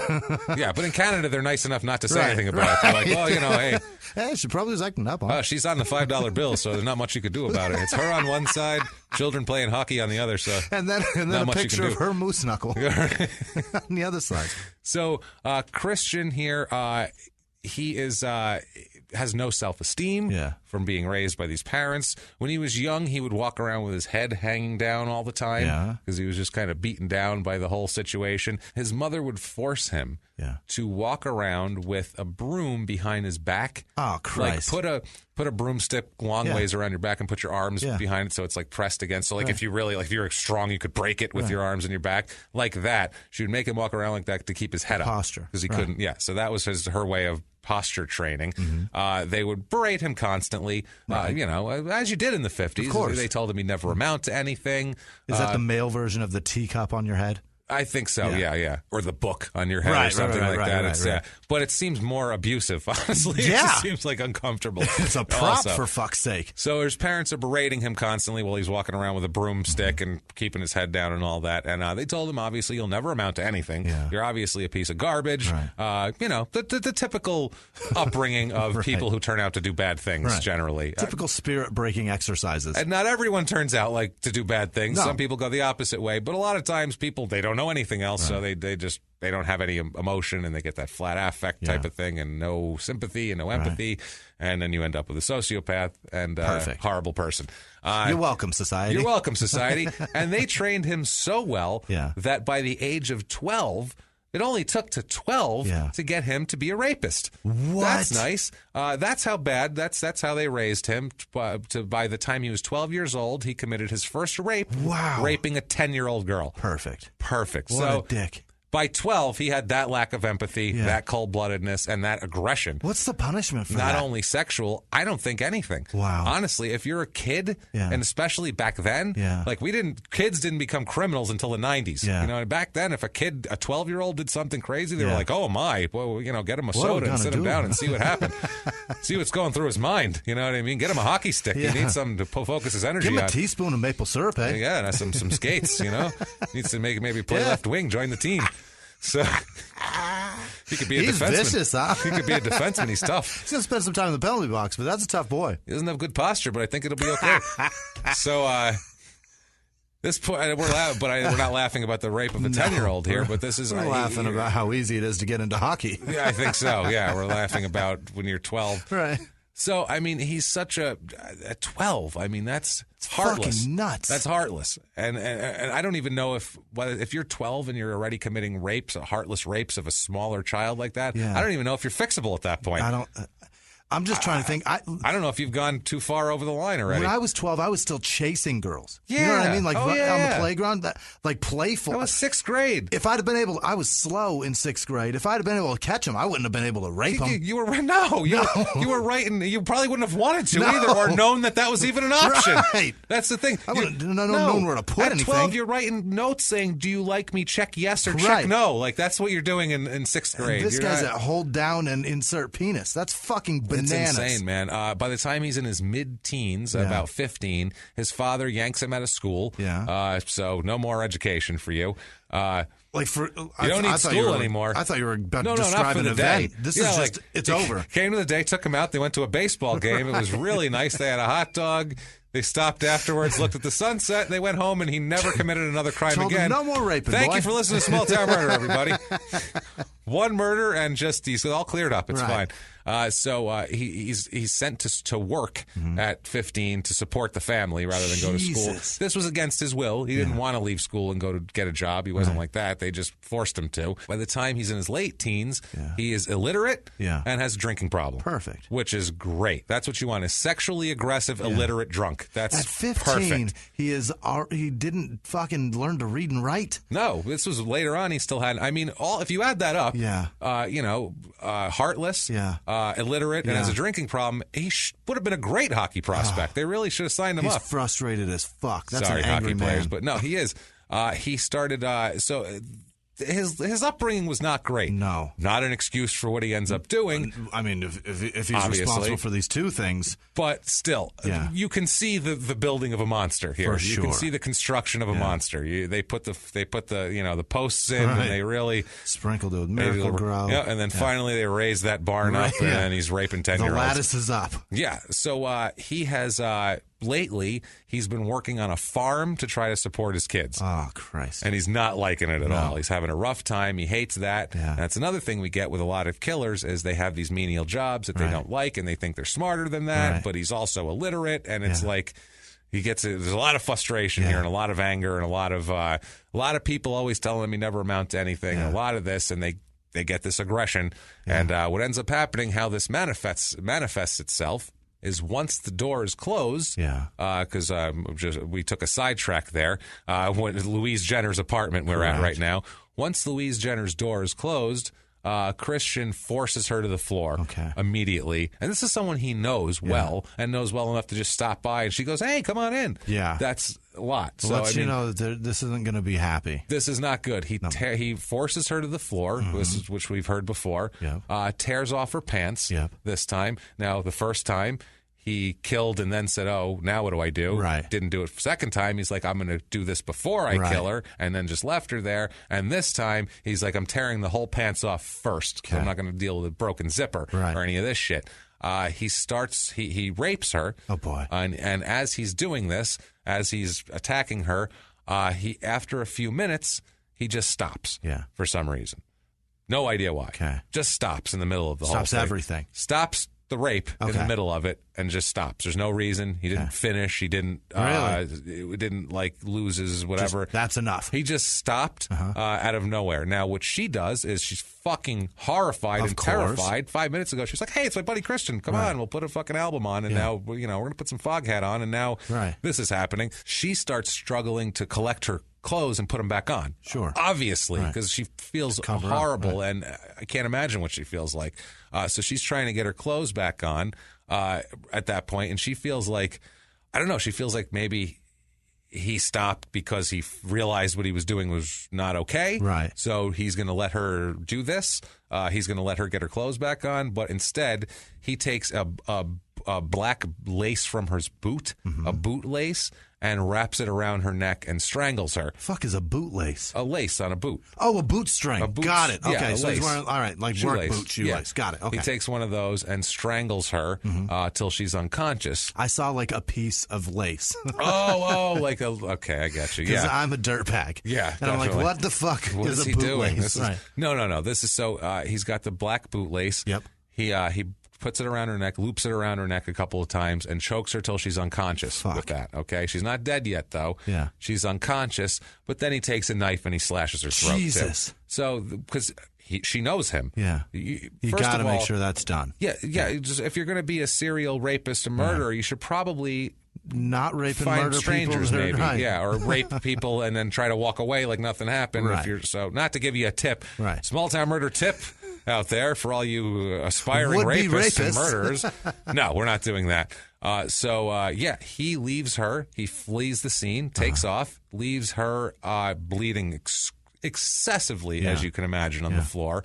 This was in the middle of the day, too. Jesus. Middle of the day, broad daylight, knocks on a door, decides, that was my friend over there. I'm going to go rape her quick, and then maybe I'll kill her. We'll see what happens. If I have to. If I have to. You know how it goes out there. So her husband, Dennis, comes home at 5 o'clock and finds her in the kitchen in a pool of her own blood. Yeah. He just comes home from work like normal, and this is what he finds. Fuck. His immediate thought is, I have a daughter in this house right now. They have a daughter, Rachel. Luckily, the daughter's she was an infant and she was unharmed in her crib upstairs. He didn't do anything to the baby. Oh, Jesus. Don't even know if he knew the baby was there. Probably not. Not even sure. So and much if he anxiety did, right now. That was crazy. I know. That's what I mean. When I'm reading this whole thing, I'm like, oh my God, there's a baby. Oh my God, there's a baby. That's all I kept thinking. And not that Louise didn't matter, but I'm thinking of a baby. I don't want to. I don't like hearing that babies getting. No. Things are bad here. Right.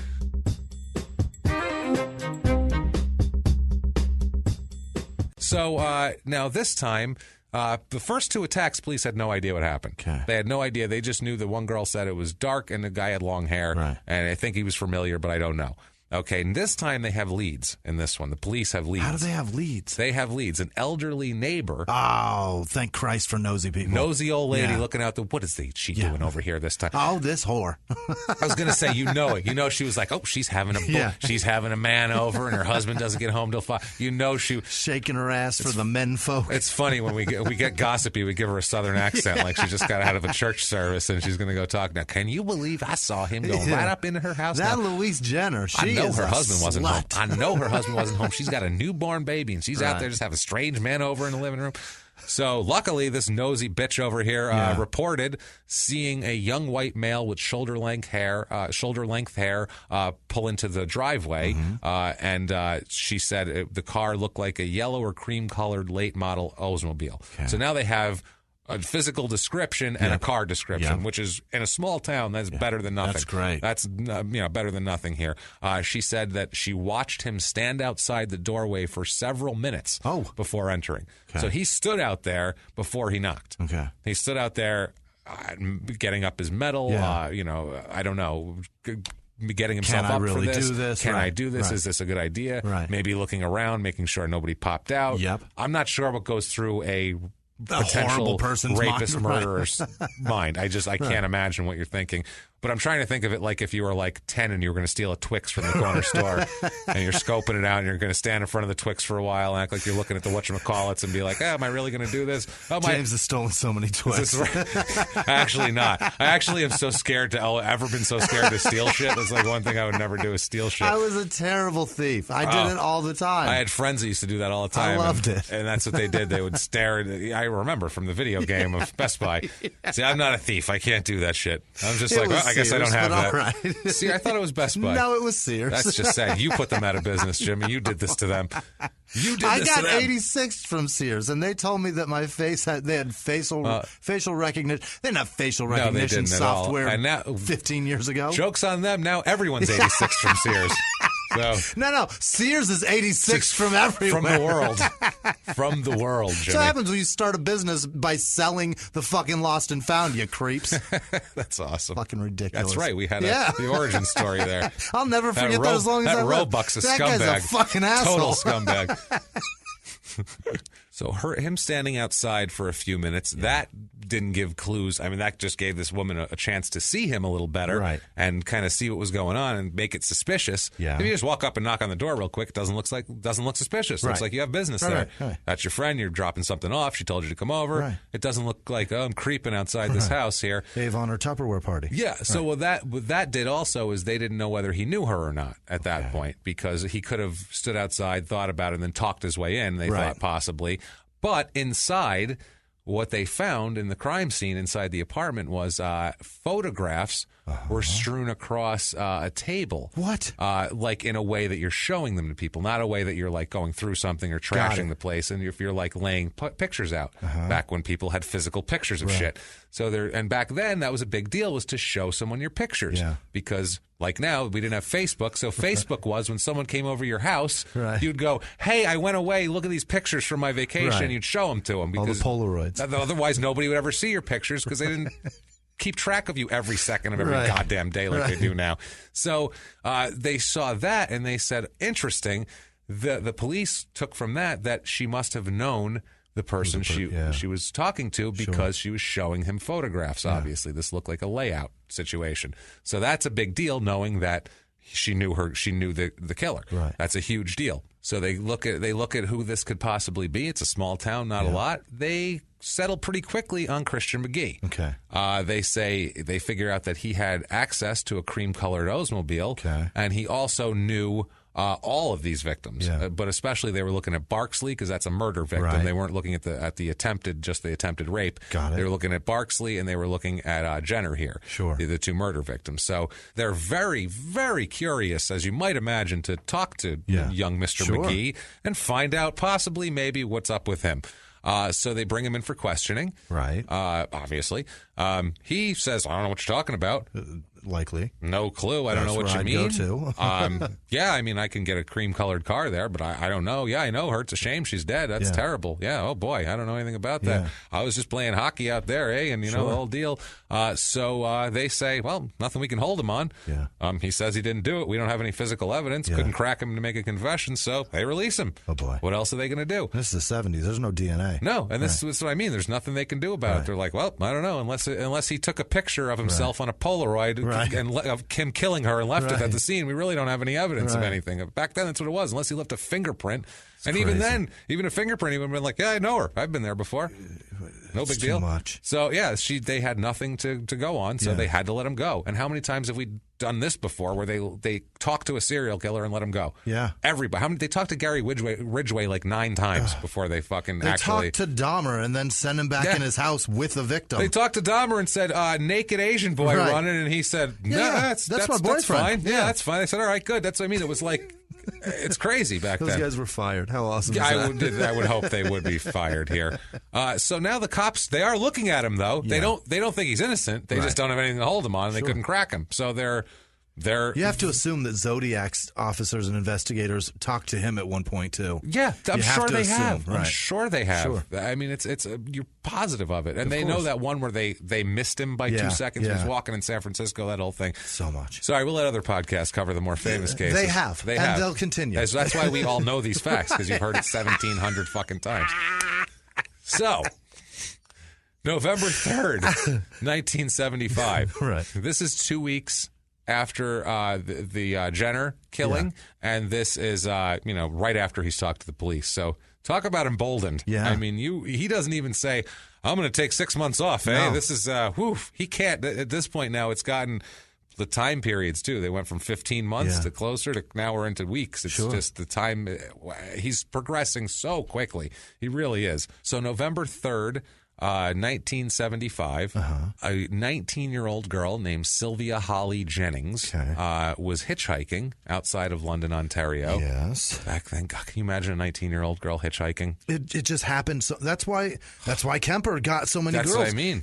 It was then that people hitchhiked. That's why they stopped, because of that fucking guy. Because of lots of people like this. Right. This was like the thing. It's just a common thing to do. Well, if you're driving, that's like if you're a serial killer or you're a murderer and you're jumping driving, out it's to you. like, oh, Kill there's me, one. kill Yeah, me. hey, there you go. Yeah, right. it's insanity. How do you? I mean, it's bananas. Fuck. I mean, you should be able to just stand on the side of the road and not be murdered and ask for a ride. But in reality, human beings don't work like that. Yeah, they don't. So yeah, not at all. So he takes her. Says he's going to take her where she wants to go, but instead. He drives her to an isolated side road in Mount Bridges and tells her to remove her clothes right away because we know what he's after. She paused and didn't want to because she was scared like a normal person. He goes into an absolute. He turns into a maniac and starts tearing her clothes off of her. Jesus. He's gotten even more aggressive. Yeah. This progression's really getting fast here. She starts to kick and scream and fight. Good for you, like she should. She's trying to subdue her, or he's trying to subdue her. She's fighting back. He then hits her in the head to subdue her, and he rapes her horribly. Yeah. I mean, a horrible, horrible rape. Chokes her unconscious. Also while he's raping her. Yeah. So now he's hit her, knocked her kind of half unconscious to get her to stop fighting. Raped her. Chokes her till she's unconscious. Yeah. This time, though, we know she's not dead because what he also does while she's unconscious, he goes and gets a bottle and smashes a bottle over her head also. Doesn't cut her or do anything like that, smashes a bottle over her head, fracturing her skull. Jesus. By the way, that's how hard he hit her with this fucking bottle. Holy Christ. So he has no regard for any human anything at this point whatsoever. By the way, a rape... You can't get any more horrible and aggressive than it's that. It's so one. violent. That's the worst thing. It's so terrible. It's not like you picture... A man pictures rape like she doesn't want it, but you have sex with her anyway. I don't think that's what men picture. You don't think so? I don't know. No, I know a lot of dudes that don't know like what. When I was like 10, so that's I don't. A problem. I know, yeah. Your parents. I was like, oh God, this is horrible. If she says no, just go okay and then leave. Like, don't be a fucking weirdo because this is scary. Your parents brought you up right and showed you how terrible shit like, really oh my is. God, no, don't do that. But I know dudes that are just like, so she didn't want it. He gave it to her. Good No, Lord. dude, no. Who are these people? A rape. Please write their names down for later on. When it comes up, it's horrible. When there's women with fractured skulls shit being is found being on the side of the road. Forced. That's horrible. Don't force anybody to do anything, especially sexually. Yeah. Not small town murder approved behavior. We'll just say that. We do not condone rapes any kind are of rape horrific at all. So he's fractured her skull. Yeah. She did not die. Yeah. She wakes up later on the roadside with a fractured skull and completely covered in blood. Yeah. Yeah. So, but now she's seen him too. Yeah. He made a mistake there with that. So now June 15th, 1976, this is about 7 months later, there's a guy named Jeffrey Scholes. He's got a 15-year-old sister named Susan Lynn Scholes. Now, Susan needed a ride back home. She's somewhere in town, and Jeffrey was at work. He's a little older than her. Yeah. He's at work, so he said that wait for her till he got done at work, and he would pick her up and drive her back to the parents' house in Strathroy. Yeah. But she instead said, no, I'm going to walk. Didn't tell the brother that, but decided to plug on ahead and walk/hitchhike. You know, I'll walk, and if I get a ride, I get a ride. Jesus. She accepts a ride from McGee. A mistake, obviously, as we know. He offers a ride to her. She's 15 years old, which is, God, I have a 16-year-old daughter. So when you say 15, imagine. I'm just, I get horrified here. Luckily, well, I don't know. So she's hitchhiking. He rapes her. Yeah. Obviously, as we know he's going to do. Bottle, right. Strangles her again. Stabs her in the throat and chest this time. Oh, my God. He decided from last time, you got to make sure you do it. She's apparently. 15. 15 years old. Wasn't bad enough. She doesn't know him.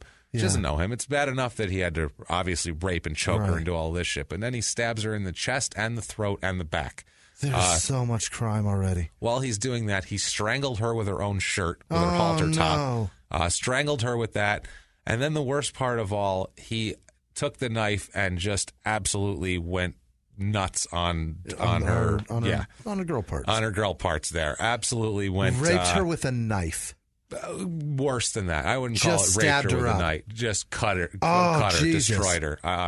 It's horrible, man. We'll talk about my God. a little more of the detail, but it couldn't. Disturbing as can fucking be.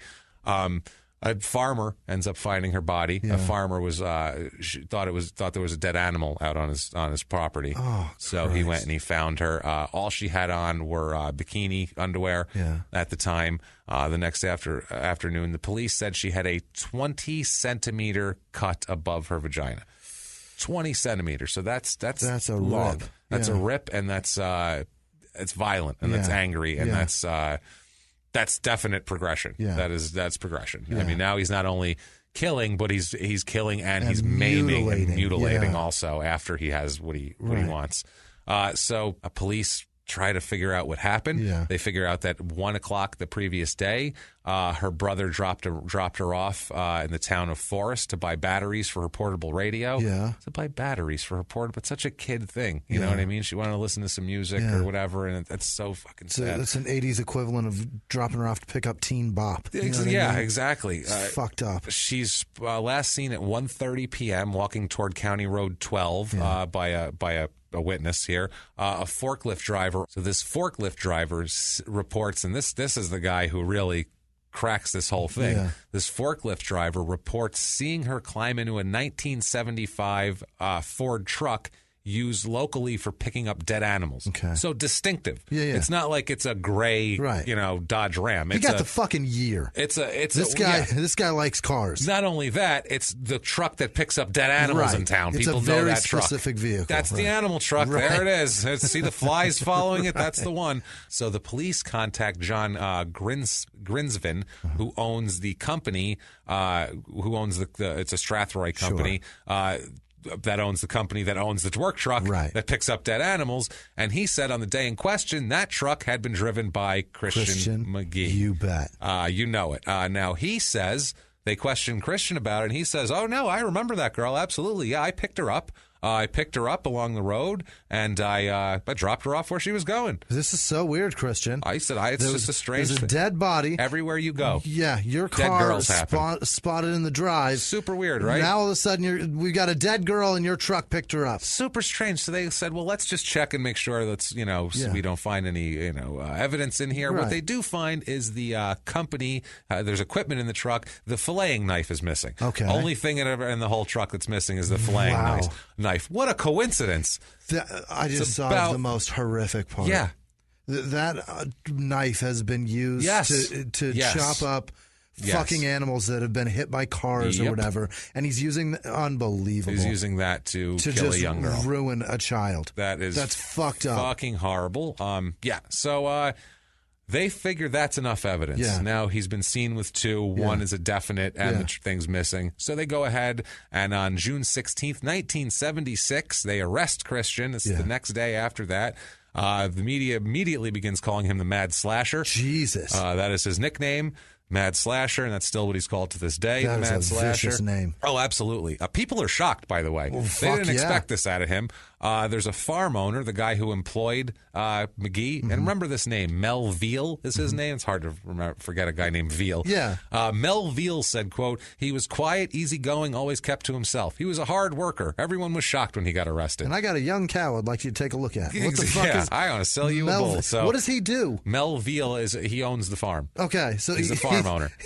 The guy that owns the farm. What does he raise? Well, we'll see. Let's find out. Okay. He's not only the farm owner, he's going to have another job later on that's going to give us a good laugh. Don't worry. Fantastic. So, in 1977, he is forced to stand trial for the slaying of Susan Scholes, the young lady who came to buy batteries in town, whose brother was going to drop her off. He gives a sob story in court. Yeah. He talks about the physical and emotional abuse from childhood and his, loveless childhood. He had no self-esteem. Okay. And told him about the broom thing. The whole sob story, basically. He said his older brother beat him mercilessly, and his parents told him he would amount to nothing, which just sounds like growing up with brothers at that point here. So what they do is they find him not guilty by reason of insanity. What? These fucking assholes. What? Not guilty by reason of insanity. What part makes him insane? That he was kind of sad from childhood. A little sad. He was sad, Jimmy. I could have done so many horrible things in Canada. You know what? He had to. You know what happened, Jimmy? Here's the deal. They made him do chores and he missed Super Friends in the morning and he fucking lost his mind. This is what I'm. What? Oh, Jesus. He wasn't repeatedly raped. No. And Then I could honestly say psychologically he might not. He can't control that because people have that problem. If they are assaulted, they assault. Sometimes that happens. But he had a sirloin on his face. He was kind of sad. That doesn't make you insane. A little sad. That's all.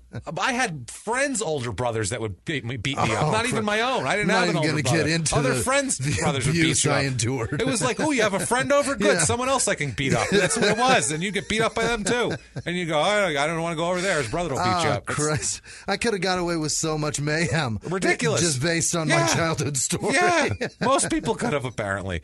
So my Christ. He's committed to Oak Ridge Maximum Security Mental Health Care Facility at that point. Okay. That is just for the one murder.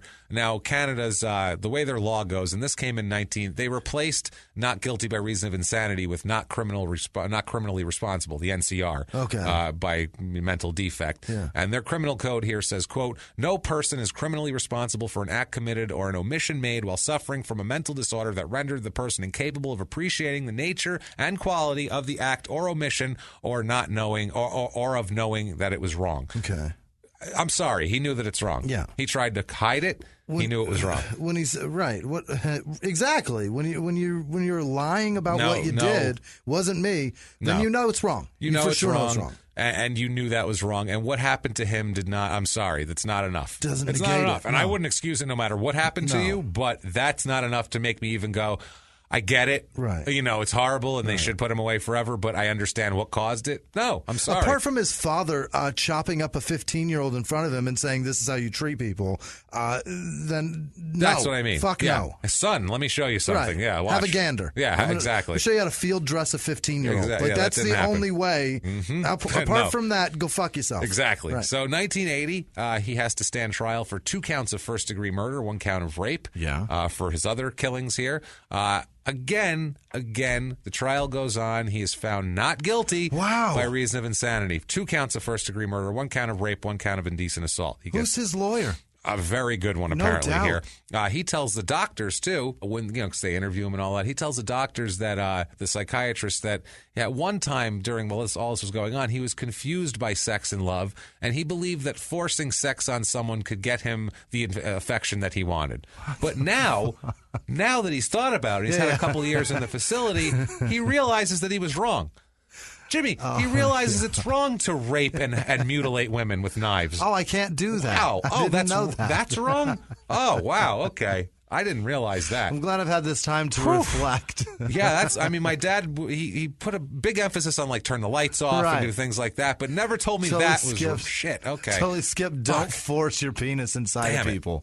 See, I dropped out in the 10th grade. Maybe they would have taught us that in the 11th grade. Not to murder people. That was in the syllabus for 11th grade. Yeah, that's what it was. He didn't know that. So 1 more year. Jesus. 1 more year. Now, while this was going on, he is not the only guy who was murdering at this time. Really? Absolutely not. There was other serial killers going on. This became known as, there was 3 active serial killers at the same time. Really? In this town, in this area, in the London, Ontario area. Wow. There was 3 active serial killers. There was Christian McGee, Gerald Thomas Archer, who you may have heard of. More people. That's a little more. He's the London chambermaid slayer. Jesus. He's known as. He killed hotel workers. That's other podcasts have done that, I'm pretty sure. Okay. I tried to pick the less known of all of these. Also, Russell Johnson, who's the bedroom strangler, who I've heard of also. Wow. All 3 of these people they're combined for 13 people that they know they killed, 13 confirmed kills of those people during that time period. Johnson, on the other hand, the bedroom strangler, he confessed to killing 7 women and attacking 10 others. Jesus. He'd follow them into their homes and break into their bedrooms where he would rape and strangle them. Sounds like McGee that would have been doing that soon. Eventually. Yeah. He was also found not guilty by reason of insanity and put in the same goddamn hospital. Wow. Same fucking hospital. Same time? Same hospital, same time. These guys are hanging out together. Wow. Fucking, I don't even know what to say about this. What a terrible Arkham. They have all of these serial killers and they're all just crazy. Yeah. They must be to do that. Right. Which is the logical thing, but still, fuck. Especially when we find out that Canada's laws mean that if you're in a mental institution, that can't be a life sentence. Yeah. You have to let them out eventually. Really? If you're in a mental institution. There's no open-ended, there's no closed, there's no without possibility of getting out. Really? Well, when he's better, you got to let him go. Canadians are so sweet. It's the same thing here. Really? It's the same. If you commit someone by reason of mental insanity, when they're okay to rejoin society, you got to let them go. But that's why people get out. On the chance that they're not ever. Wait till we cover Rhode Island, and you're going to find this exact case, and we let somebody even worse than this out. Okay. So it happens everywhere. No, I'm not telling everyone. No more clues. Okay. But wait till Rhode Island. Let's just say that here. He's goes to Oak Ridge Mental Facility here. By the way, they released Archer from prison. Really? Yeah. He's the chambermaid slayer. Yeah. They released him from prison in 85. He didn't even do 10 years. And what he died. Did he do after that? He died. Okay. So that's good. He died shortly after. Thankfully. Yeah. We want him to fucking die. The guy's a complete piece of shit. Yeah. Now, in 2004, Dr. Philip Clausen conducted a 5-hour assessment of McGee, a psychological assessment, and concluded that he had personality disorder, fantasies of torture, necrophilia, cannibalism, and dismemberment, and a mindset in keeping with the classic sexual sadism. What the fuck? Just a good guy is what he said. Just a fine young man. Not guilty. Not guilty. If you have any daughters, bring them on by. He's a worthy suitor. Jesus Christ. Wear your glass slippers. He's available for birthday parties. What the fuck is this? Since in prison, though, model prisoner. Oh, I'm sure. Great guy. He's busied himself. He's being watched. Oh, busied himself making baby cradles and rocking horses for charities out of wood. Just what I want. He's woodworking. That's what you want. Charities have his work. Yeah. They have a vagina-stabbing rocking horse. Thank you. Great. That's wonderful. That nice strangle baby cradle. That's terrific. Wow. How many girls had to die so you could have that? Wonderful. Holy shit. He converts to Protestantism. He finds God, of course, because, that's how you get out of jail. And sympathy. And sympathy. He claims that God has been using him to help people and that he no longer has violent urges. Except for that 15-year-old and other girl and that other girl. Yeah, now. He says, since I've been in here, God has been using me to help people. God picks, God likes to find the people that have done the worst fucking thing on earth and uses them to really push his message. What God does is, they say, close a door, open a window. Yeah.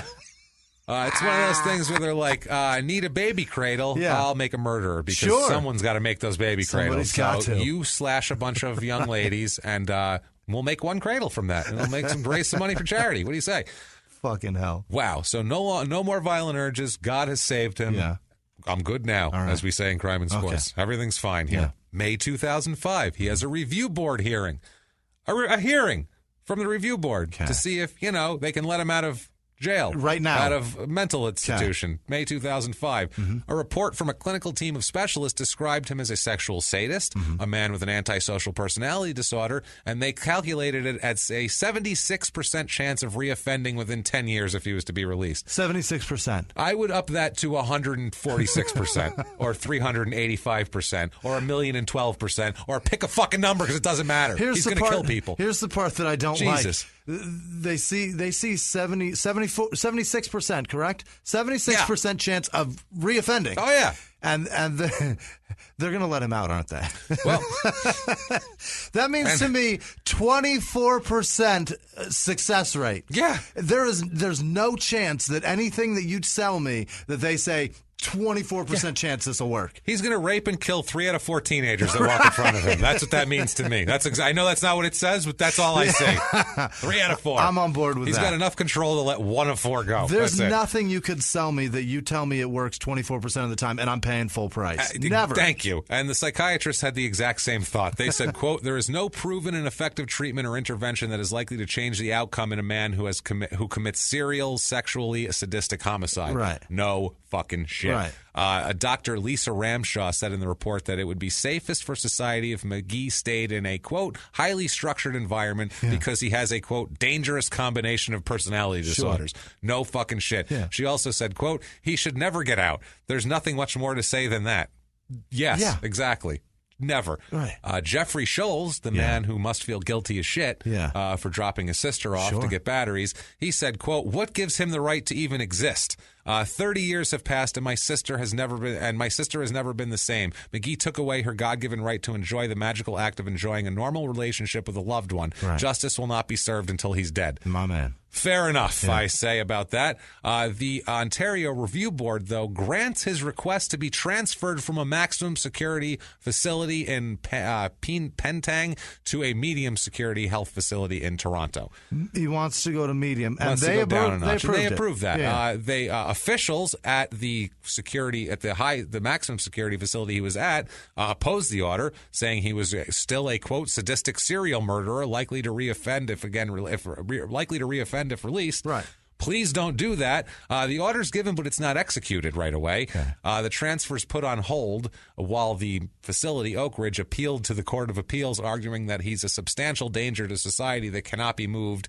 And the case was heard, and he stayed put for a while. Okay. Now, January 16th, 2006, he's still trying to be moved. The Court of Appeals, they're doing this whole thing. He wants to be moved to the Toronto Center for Addiction and Mental Health. Okay. And that would have been the first step toward his eventual release, because you'd go maximum, medium, minimum, and then they let him out. Day passes, that sort of shit. At this point, he's a diabetic. He's overweight. He's 57 years old.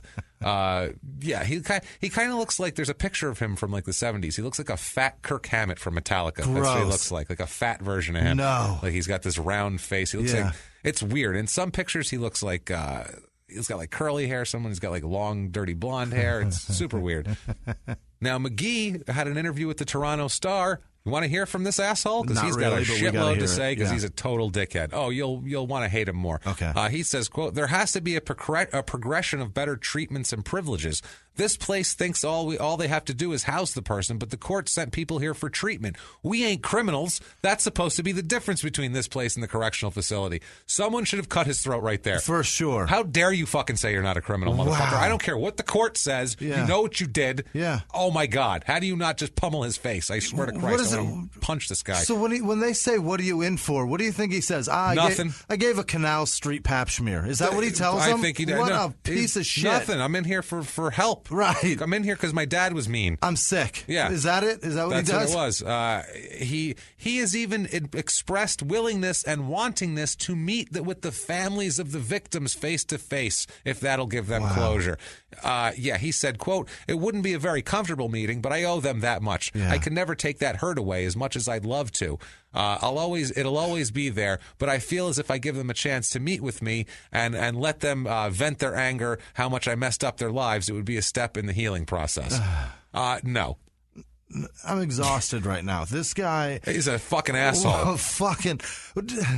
Does he have like a business card that says like freelance gynecologist or something? Is that what he's that trying kind of to tell dickhead. people? Yeah, he's got like a T-shirt that's What a cocksucker! I hate this guy so much. This guy. And it's so weird because normally we cover these cases, and a lot of them, the small town murder cases, are a relationship between two people got out of hand, right. And it's usually the cases we cover. Obviously, there's been Herb Coddington in Hawkins, Texas, and lots of exceptions, but usually, if this specific situation didn't happen to this person or they didn't put themselves in this specific situation, they would have probably never killed anybody. Sure. But this specific thing got to the point where they fucking snapped or they couldn't take it. They couldn't, whatever. This is not that at all. No. This is a completely different thing. This is somebody enjoys inflicting pain on women. For sure. Yeah. On women. On women. Not even only. women, Yeah, just females. The female gender, because it's children and adults. Whoever. He's a fucking nightmare. Well, he's also a pussy because he's not going to go after guys. And that's what it is, too, because he's afraid. I know, and I just like that. I just like that description of him because it's exactly what he is. He is a pussy. He's going after a 15-year-old girl when you're 27 years old? No, you're right. Sorry, he's you're a a pussy. Coward. End of story. Yeah, it's all you are. I don't see you attacking another 27-year-old dude because he'd kick your ass. Right. That's why. It's because, and also his and you wife. Don't want to rape them. His wife probably would kick his ass because that's where he's at. He's going with children because they can't fight back. Yeah, it's true, man. His lawyer, this guy is, can you imagine being his lawyer? He says, quote, he wants to say he's sorry. It could benefit both sides. Just saying he's the devil and not trying to understand doesn't help you get on with your life. Well, it helps me just fine. Imagine if you're one of these people, the preparation you'd have to do to talk to this guy, and then how it would affect you afterwards. Right. You're going to let this guy do this to you again, run you through the ringer again emotionally? Not just that. As somebody that survived it, the girl has to come back. The victim has to come to him and ask victim's family and ask and the ones that survive. You're going to ask, why'd you do this to me? Yeah. Why'd you do this to my family? And he's going to give you an excuse that you're going to buy. No, fuck you. Fuck that, Jeffrey. There's no excuse. No, Jeffrey Scholes, whose 15-year-old sister was killed there. He said, "quote Talk to McGee." That's a definite no to that. Fuck that guy, my man. Yes.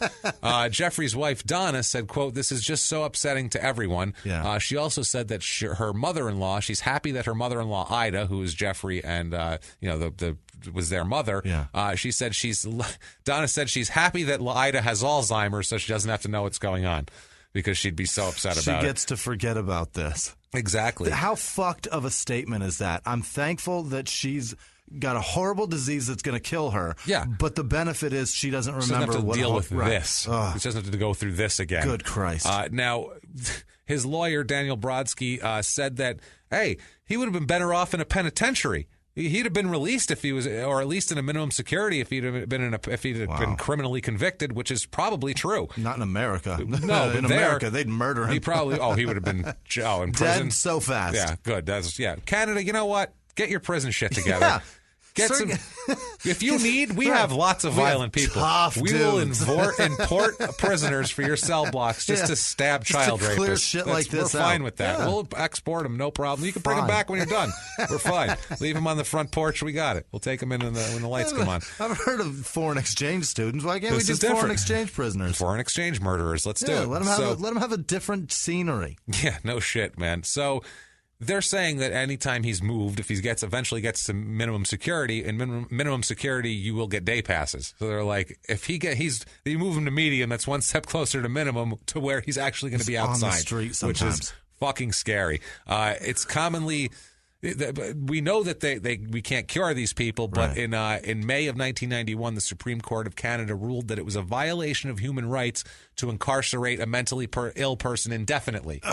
Indefinitely. So you have to have a time. Is it, though? Yep. So basically what they're saying is... How long has Mark David Chapman been in a mental health facility? Because he's not in jail. He's in a mental health facility. Yeah. He's still fucking there.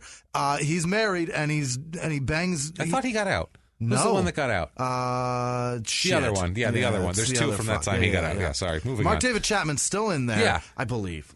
Do we have to Google this? Let's not. Let's move. Okay. Google it out there, everybody. Point is, one of those guys gets like conjugal visits, and disgusting, and he's still in there. Like there's no, it's open ended. You just hang out until we think we can trust you. No shit. So by the way, nobody wants this guy out. Yeah, nobody. Even apparently his son.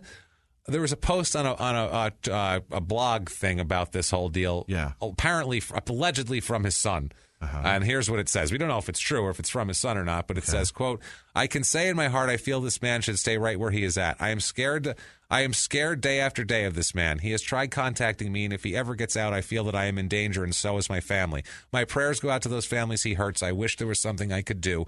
I will continue fighting anyone who is trying to get him out. I ask everyone and anyone to please support me in my fight, not just for the safety of me and my family, but for the safety of you and yours." That sounds real, honestly. Yeah. And if it's not real, it's pretty on point, and just as somebody who knows what they're talking about. Other things, too, on these threads, there are people saying, I need to know more because my sister was murdered in that area in that time, and it's unsolved. Okay. And I want to know if it was him or not. And it was killed in the same way. This one girl says that one woman said her 14-year-old, her sister was killed 14 days before one of his murders in the same area and in the same MO. And she said she's tried to get, the police to look into it, but they can't do anything. The problem is because he was found not guilty, they can't legally extract DNA from him. Even if they had, they can't force him to give DNA. Even if they had samples from 1974, which I'm sure they don't. Right. But if they did, they can't force him to give DNA also. Okay, don't force it. Just wait till he's done with lunch and grab that milk fucking carton. Hair out. Right. Dink, there we go, done. I mean, there's so many different ways. So many ways, but I guess then it's not. Right. I don't care at this point. It's fucking bullshit. But there's still the point is there's people that never got closure because there's a lot of unsolved murders from that time period that they don't know who to attribute them to. They think a lot of them are his because anything that was found out somewhere, not in a bedroom or in a hotel. Right. May 13th, 2006, a provincial tribunal ruled he should be moved immediately to a West End Toronto healthcare center. Okay. So. It's unfucking real, man. The people from the medical community are freaking out about this whole thing. They're like, what are you talking about? One said, quote, "We find it rather offensive that the review board's order from last year has been snubbed," is what his lawyer's saying. They've snubbed because they made a ruling, and it's been a year, and they still haven't transferred him yet. He says, quote, "A year ago, an order was made, and nothing was done." It's so amazing, too, because all these people are looking on. Imagine you're a victim's family, and this guy's complaining that... I don't want to. I don't like my room better. Right. I need a better room that's over here. He says about all this thing, he's all smiles. He said, he expects to be moved soon because of the ruling, and he says, quote, "I'm elated." Is what he said. He said, quote, "I'm no longer dangerous. I don't want to hurt anybody. I'm hoping sometime down the road I will be able to go out and visit with my family. Right. I'm no longer dangerous." Right. Can you believe it? I don't even want to hurt anybody. Yeah. You gutted a 15-year-old. No shit. His lawyer said, quote, "This was a flat-out victory for Chris. If Chris is not at the Toronto facility by next week, I will go to the Superior Court with a motion calling for contempt charges to be laid against Oak Ridge." Yeah, so he's been in Oak Ridge for 30 years. His lawyer said he's not looking to just them to fling open the gates and let him walk out. Right. That's not what he's doing. He said he's seeking a controlled exit, starting with weekend passes to visit with his family, show society how much he can be trusted, and then we can let him out to do whatever he wants here. He's a grandfather now. He says he's a grandfather. Oh yeah, he had 2 kids, so they had kids. They have fucked up genetics. You think they're going to keep them to themselves? This is so fucked spread up. it around. He said that he's he plays solitaire on his computer there. He has a computer. Likes the show 24. Yeah. That's his favorite. Loves listening to gospel music. Is born-again Christian here. Called a model prisoner with a spotless record of 3 decades of custody. Don't care. You know why he's got a spotless record? Because there's no fucking 15-year-old girls there. Right, That's why. right. He's never It's had a all problem with dudes, anybody right. else. Yeah, all dudes. And people who could kick his fucking ass Right. once again.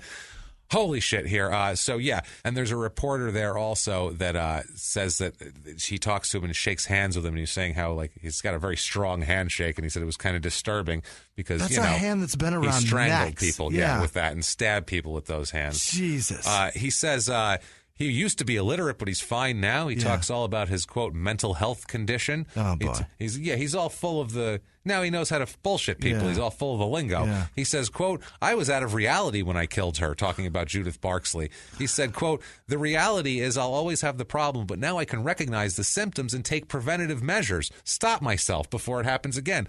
I don't want anyone who's thinking about this shit. No, the reality is there are dead people, and you did it. Yeah. That's the reality. He said Barksley, he didn't plan it. He just saw her. He saw her walking, and he made up his mind that he was going to rape her. He said, quote, I talked myself into it. I was fantasizing more and more as I walked behind her, building up the courage, the desire, the want. She looked good from behind, he says. I want to fucking stab this guy myself now. He said that. Now, this is his version of saying, I'm good now. He said she looked good from behind, so I needed to attack and rape her. Yeah. What? Don't you want to stab How this do you guy? get to say that after... Fuck me. How do you get to say that? The reporter should have punched him. Absolutely. Just right there, punched him right in the face. Drill him, I'm sorry. throw him a sirloin and walk out. Yep, he said what the fuck? He said he never saw her face. He just attacked her. He just wanted sex. He never even thought, this is what I mean, first attack. He never even thought of what to do after. Yeah. He didn't have a plan or anything like that. He didn't have anything. He said he was startled because when she turned around, he said that he thought he had to kill her because she could identify him to the police. Yeah. That's why he slashed her throat quick. He's like, oh, shit, I better do that. He said, quote, I just couldn't walk away, even though I hadn't done anything yet. But in my mind, I had already committed the crime when he was walking behind her. It was already locked in. I've got... I want to fight him. Don't you know? 57, fat and diabetic. I want to fight kick him his so fucking bad. ass. Yeah, we challenge you, Christian yes, McGee, to you a fight. and your likely purple and green God blues damn it. ankles. I hate you. He says, quote, if I were in Jesus Christ, man. By the way, he hates the name Mad Slasher. He says he hates it. Well, not him. I hope Tough you name shit. this podcast episode. It's going to be called the Mad Slasher. He's lucky it's not called the Mad Cunt Face at this point. He says, quote, if I were in the same situation now, I would just walk away if I got those thoughts. Now I would be able to recognize the warning signs and stop myself before anything happened. Back then, I couldn't do that. Those thoughts aren't normal. You shouldn't have those thoughts. You shouldn't walk behind people and go, I'm going to rape her real quick. That's not normal. She looks good from behind. I'd sure like to rape her. I've never had that thought. Never once. Ever. And I've never thought, should I have those thoughts? Just never crossed my fucking mind. He says his woodworking has given him confidence. He says he's raised more than $25,000 for charity by donating his woodwork at auctions. He sponsors a student in Ethiopia who's studying to become a nurse. He's just a good guy. A day. He said he admits that he still gets deviant sexual fantasies. No! He said, I still get them. Put him back in. He said he can never be cured of that problem, but he does insist it couldn't be controlled. Again, he says, quote, I was sent here because I have an illness. I didn't understand that then. I do now. Oh, Canada. He said, I would have been out 25 years ago had I been found guilty at a criminal trial and given the mandatory life sentence. People convicted of first-degree murder are allowed to apply for parole after serving 25 years. We're a compassionate country. That's the way our system is set up. I can never repay my debt to society, but in Canada, you're supposed to be given a second chance. Wow. You're not. No. Other people are. Yeah. People like you are not. Sorry. You get a second chance when you stop paying your car loan and they repossess it. You get a second chance. You can buy a new car. Yeah. All right. You want to hear from the mayor as we find these small town mayors? Oh, Christ. Do you know who the mayor is? No. Mel Veal, Oh, farm my owner. God. Are you shitting me? they elected a fucking small town mayor. Come on, Jimmy. That's why I said remember Melville. I know how to tell a goddamn story. It comes full circle. You guys always. voted for a man named Veal. Melville, who owned a farm. Like that farmer guy, Melville. I think he can run shit. He helped crack that Mad Slasher case. Oh, man. That's some small town shit right there, man. Holy fuck, You man. know what's fucking going... He's out, right? Is he out, or are they letting him? No. I'm talking about this fucking asshole. They let him out? Yeah. No. They're still holding him here. Okay, They're he's still trying to get transfer out. him to me. They're trying to transfer him. He's trying to get to a medium security facility. I'm mad because he's talking about getting out, and he's talking about woodwork. You know what woodworking? You get knives, heavy fucking sharp tools. Don't give him knives. No, ever. You're creating. You know fucking, what you also worked and carved? Right, girls, a little girl, women, and teenagers. So many of them. Fuck, man. Oh Jesus. Melville remembers him from the farm. He says, "quote He was so proud of his 2 kids, and then something happened to him. We all heard he's been a model prisoner, but I don't think he can handle being on the outside after so many years in custody. He should stay where he is." Yeah. Which, again, he's a farm mayor and all that type of shit. That's way better than, it's like, from last week. Better mayor. That statement's what got him elected. Yeah. For sure. It's like, right. But it'll do, for now. May 17th, 2006, McGee loses his bid to be transferred to Toronto. A review board says, no, that should have never happened to begin with. He says he remains determined to get out. In the meantime, the lawyer's going to help him prepare for the appeal to get another bid to transfer, because he's going to do that. Jesus Christ. How about just count your blessings? That's, you know what I mean? Just be thankful you're not in a real, actual fuck me in the ass prison. Yeah, absolutely. He should be. Good God, because it would be happening. The Jeffrey Scholl's guy there, the brother, said, quote, "This is a small victory for victims and their families." He said, "I feel good about it." So that's good anyway. At least he feels good about that, keeping him in there. Yeah. So he's stuck in there at that point. In this hearing, they found that the review board erred by concentrating on finding the least onerous and restrictive setting for McGee. Is what they said. They were trying to find that rather than just find one that's more safe for society. Yeah. A rehearing will be ordered. But the brother here, Jeffrey Scholl, said, quote, "I'll be there. I'll be there every goddamn time." That guy's a badass. Yeah. The Justice E.A. Cronk, who sounds grumpy, wrote a 27-page ruling. I was just going to say he sounds like an author, and he showed it. They said in this one article, they said, quote, he, quote, "minced few words as it condemned the review board's decision last May." He said, quote, "The board's disposition was not made after meaningful consideration of the requisite statutory factors, namely the need to protect the public from Mr. McGee, Mr. McGee's mental condition, his other needs, and his reintegration into society. Okay. The evidence was that Mr. McGee persists in seeking a transfer to a medium secure facility because he believes that it will facilitate his desired access to women. Right. Mr. McGee's motivation in seeking a transfer should have sounded an alarm bell for the review board." There you go. Thank you. There's going to be fucking women there. Right. Gee, I don't know. Nobody to rape in here. Right. Because like we said, the medium security facility is much more stress on reintegration. When are we going to get this guy back in here? John Hinckley Jr. That's what the one. Yes. There you go. I don't know why that name just jumped into my head. Your head right. finally here. People are very happy. Obviously, there's a lot of people that are elated about this here. March 2nd, 2014, a book is written by Mike Arntfeld. It's London is the Serial Killer Capital of the World. It's a really interesting book, actually. Really? It's a really pretty cool book. He talks about between 1960 and 1985, the London area had 32 homicide victims that are all women and children. That's a balls fucking claim. You know what I mean? What? London is the serial killer capital of the world?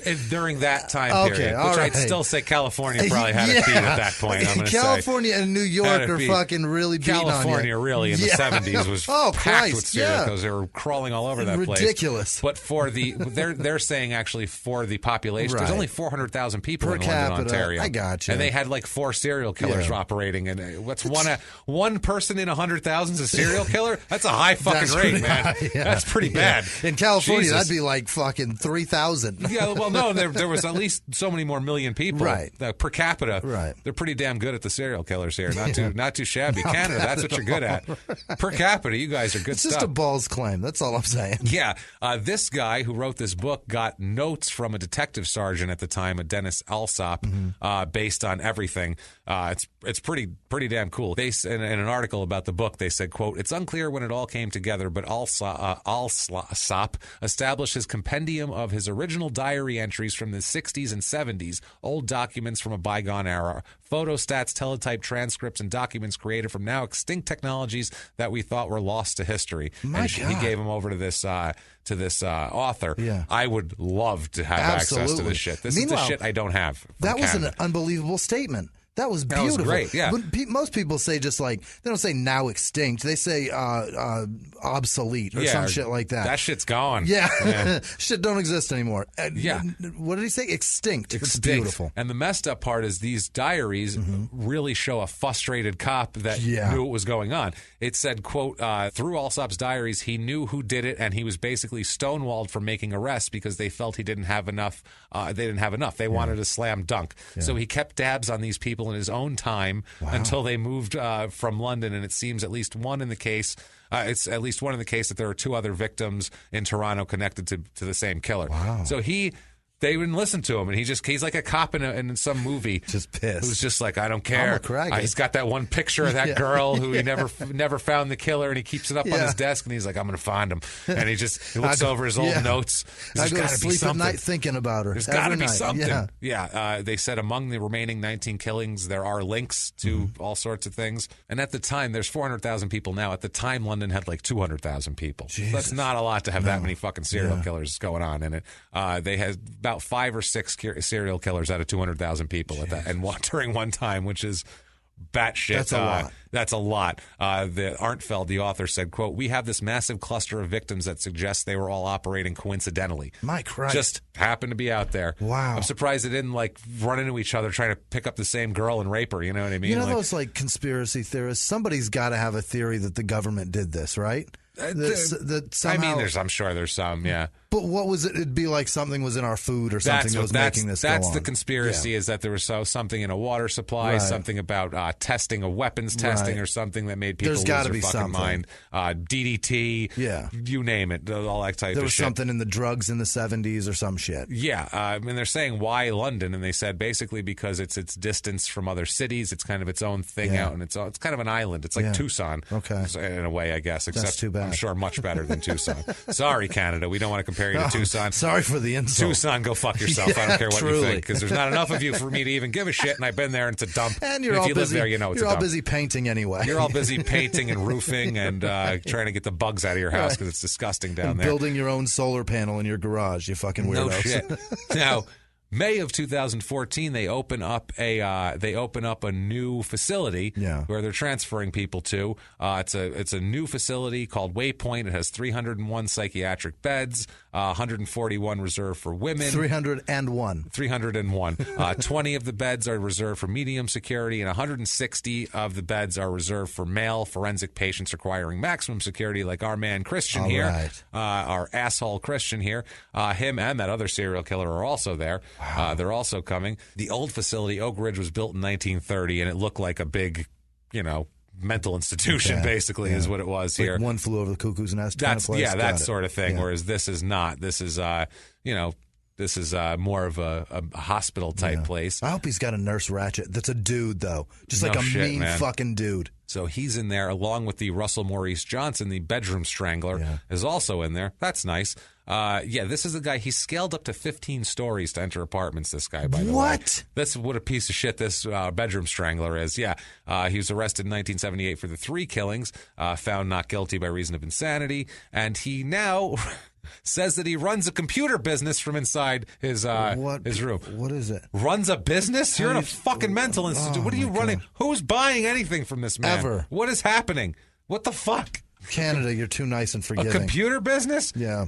No. Is he selling computers, or is he doing business through the computer? What the fuck is going on? Their national anthem is "Oh Canada," and it's definitely got to be something that's like an insult. Oh, Canada. Come on, Canada. Oh, Canada. Jesus, Canada. Come for on, serious. Canada, for the love of Christ. For fuck's sake. Now, 2017, patients and inmates, whatever you want to call them, of Oak Ridge that were there sue the country. What? They sue the Crown over treatments and conditions during the time, including McGee, who is one of the plaintiffs in the fucking lawsuit. The Crown does not deny any of the conditions or the treatments, but says that they were the standard of the times and that their actions were only in an attempt to help the patients. Okay. Oak Ridge opened in 1933, so, wasn't the most up-to-date. What was it, just like the Oak Ridge Boys songs the on constant loop? Elvira, just over and over again. It's like it was awful, dude. It was if they were saying torture. When they went in, then they lost their mind. They're nuts now. No, they actually had different.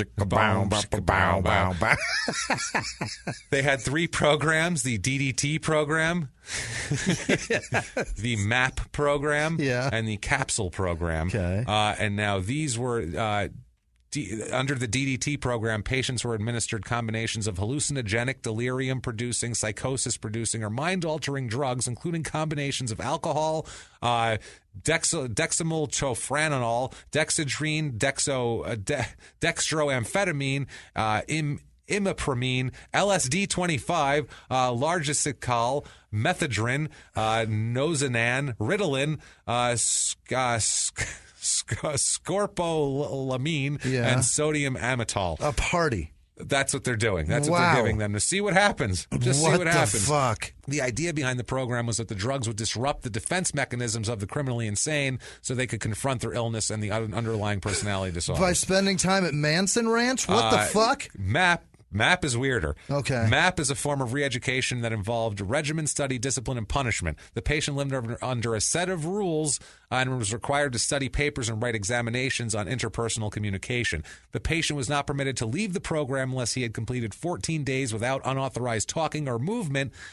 A disruptive patient at Oak Ridge was forced to sit on a bare floor with his feet straight out in front of him in the attention position. His hands would either be cuffed or placed in front. He was confined to a space of approximately 3 square feet, in which he would only be allowed to move only 4 times during a 4-hour session.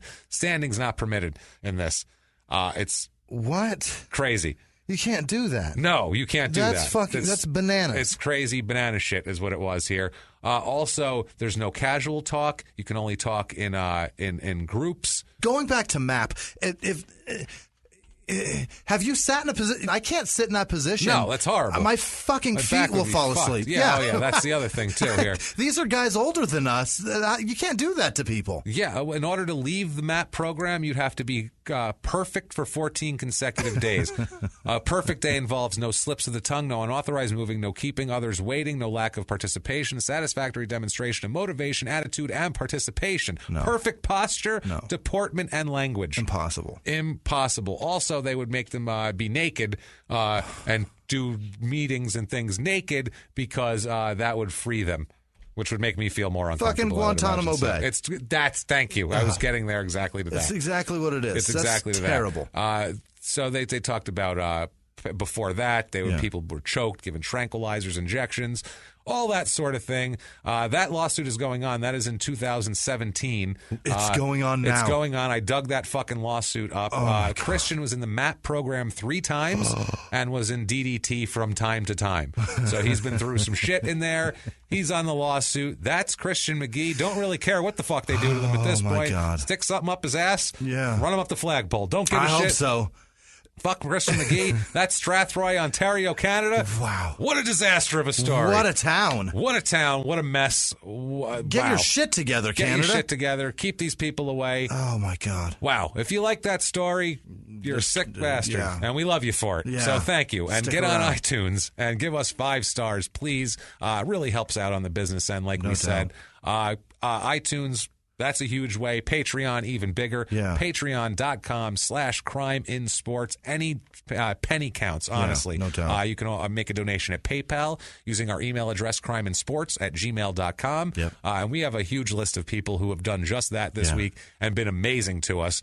Before we get to that, a couple other things. Live shows.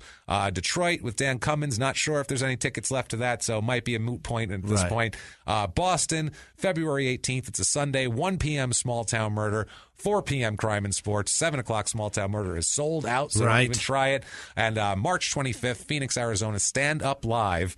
Of course. Yeah. Get your tickets there. All these tickets will be in the show description. The links will all be there. And then brace yourself because there is a windfall more coming. There's a ton. Probably next week, if not the week after, we're going to announce a shitload of dates in a shitload of cities. So chill out on the asking us to come there because we might be coming there. It might already be booked.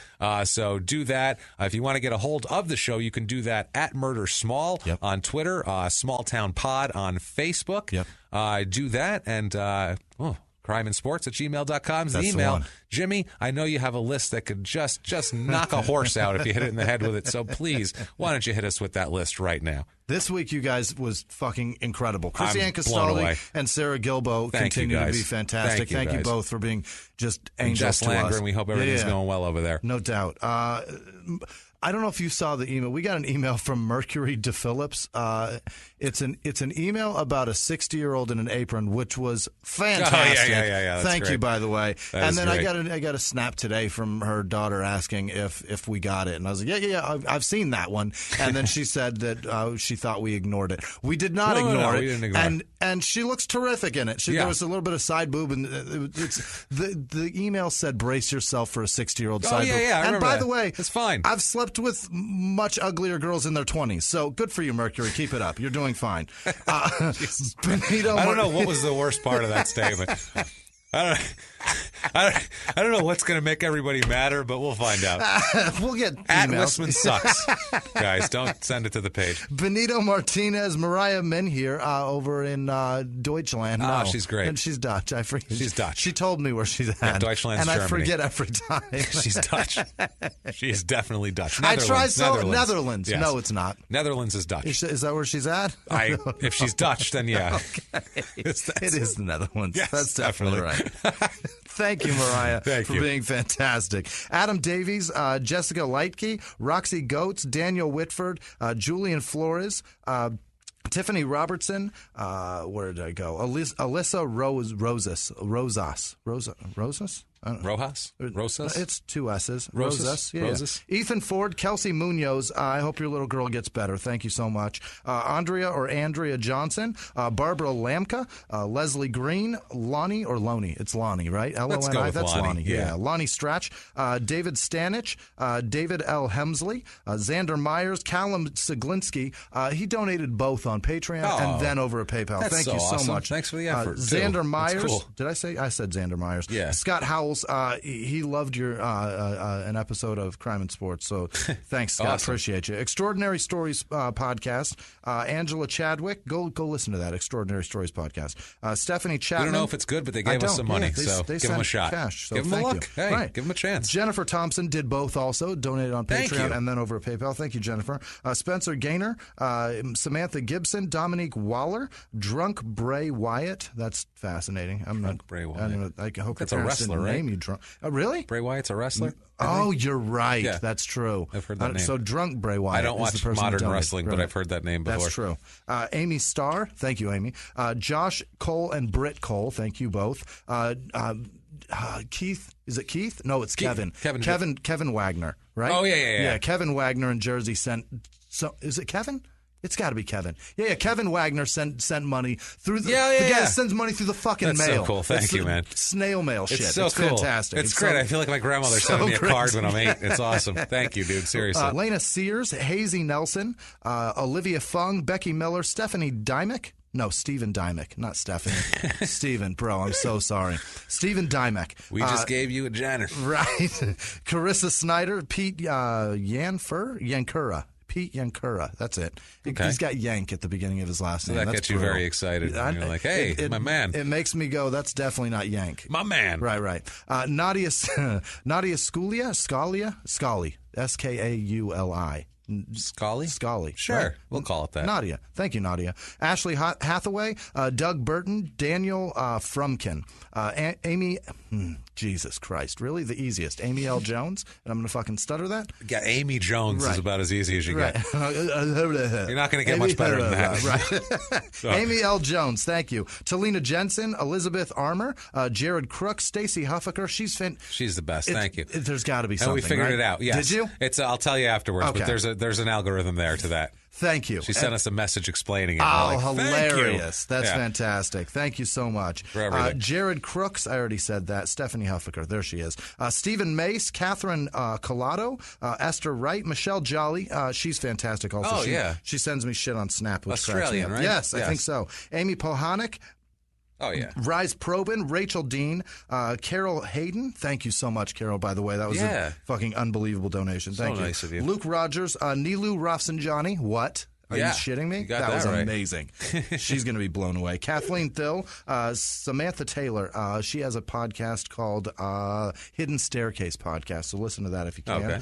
Megan Strappick, of course. Of course. She didn't hear her name the other day, so I just wanted to make sure. Megan Strappick. There it is. And we'll there definitely see you in Boston. For sure. Geekcast Live podcast. I'm not sure what that one is. Why are all these podcasts donating? Oh, because they want to plug. Of course That's pretty fucking Isn't that fucking clever? Weird. That's very clever, though. We should have thought of that back in the day when we needed Right, no doubt. Fucking, good job. Way to think, guys. Dana Grayson started a podcast, and he has a website, stateofgrayson.com. He's a trucker, and we love Dana. He's a good fantastic. guy. So give him a shot, whether it's good or not. Listen to him, give him a shot, because he's a good guy, and that's what give him a chance. There you go. Yeah. Brandy Allen donated. She's an author. She's the one that sent us those children's books. Those are great. My daughter loved that. She's an artist. My daughter. Yeah. She was like, the illustrations are beautiful. And there she wanted us so to much tell you that. to the imagination. Yeah. My daughter had all kinds of questions. I was like, thanks a lot, Brandy. She just wanted her to know how beautiful she thought her illustrations were. And my 7-year-old wanted more explanation. I was like, I don't know. What do the you words want from are in me? the book. I don't know. That's what you got. That's it. She's from Spain. I don't know what to tell you. She's from America. Lives in Spain. I know.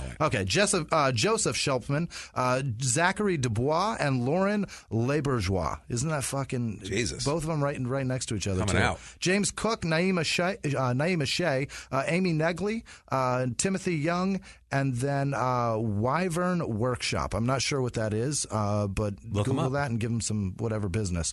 Tyler Dyke, I think, or Dick. It can't be. Is Dick, either right? one? Yeah. It's DYK. It's got to be Dyke, right? I would think. I don't know. Tyler. Dyke. That's unfortunate. I'm sorry, dude. John Weipert, thank you guys so much. Thank you guys for everything honestly. you guys do. Really quickly, I just listen. We get a ton of fucking emails, and we get a lot of emails from people telling us that we help them through a lot of tough stuff, like legit life challenges and legit hurdles that I can't fathom being faced with. And the thing is, we pay attention to them. Right. And we'll tell each other, oh my God, did you see that one from that? And we talk about it, and it means the world to us. It really does. I'm not thankful for the awful obstacles, obviously, but I'm thankful for the grace and humble humility with which these people handle the things that are being thrown at them. Yes. I'm a cold-hearted asshole most of the days, and it's because of the tortures that I've endured in my short lifetime, which is it's only gotten this far by the grace of dumb luck, chance, and happenstance that I'm here now. And there are people in this world suffering through turbulent and uncertain futures. And I just want you guys to know that we think about that stuff all the time. Every goddamn day I think about it. And I thank you guys for listening. I thank you for laughing. I thank you for getting it. But thank you for spending your time with us, because that's the shit that's more valuable than money. And I realize we entertain you in a cubicle in your car, sometimes more intimately that in your house or in your bed. But you're doing something for us when you laugh and you enjoy it. And time is precious. And when you spend it a little on a reviewing this, interacting on social media, telling a friend, or actually giving a shit and listening, you guys are giving something back, giving to us something that you can't get back. And that's why we try to involve you. Right. So from the bottom of my cold, black, brittle, calloused, shitty heart, thank you guys so much for caring, and thanks for being around. Yeah, we appreciate it very much. We appreciate you caring, and we appreciate you guys kind of making us a part of what you do and a part of your life and a part of everything. And and then if you do anything extra for us, that's just ridiculous. It's amazing. It's so amazing that it's actually silly. Yeah. That's how awesome it is. True. So, guys, thank you so much. What if one of these fine people want to get a hold of a guy like you? You can Jimmy? find How'd you me do that? at Whisman Sucks, WHISMAN Sucks on Twitter, Instagram, and Snapchat. Follow me, play along. I try my best to put up new things every day, or at least every couple of days, so that you guys can see what dumb shit I'm up to. So thank you guys for playing along. And I am at Jimmy P is Funny. You can find me there, or you can copy and paste my last name from the show description. Don't try to spell it. You're going to be a hero, and it's not going to work out for you. So don't even bother. Just do that. And honestly, guys, we do, from the bottom of our hearts, appreciate every second you spend with us, every penny you give us, every friend you tell. these things are little and they add up, though. Like, you have no idea. And they've added up to just a tsunami. It's incredible. Of us being overwhelmed by this tsunami of support. So thank you guys so much. And we'll be here supporting you next week. And until next week, guys, it's been our pleasure. Bye.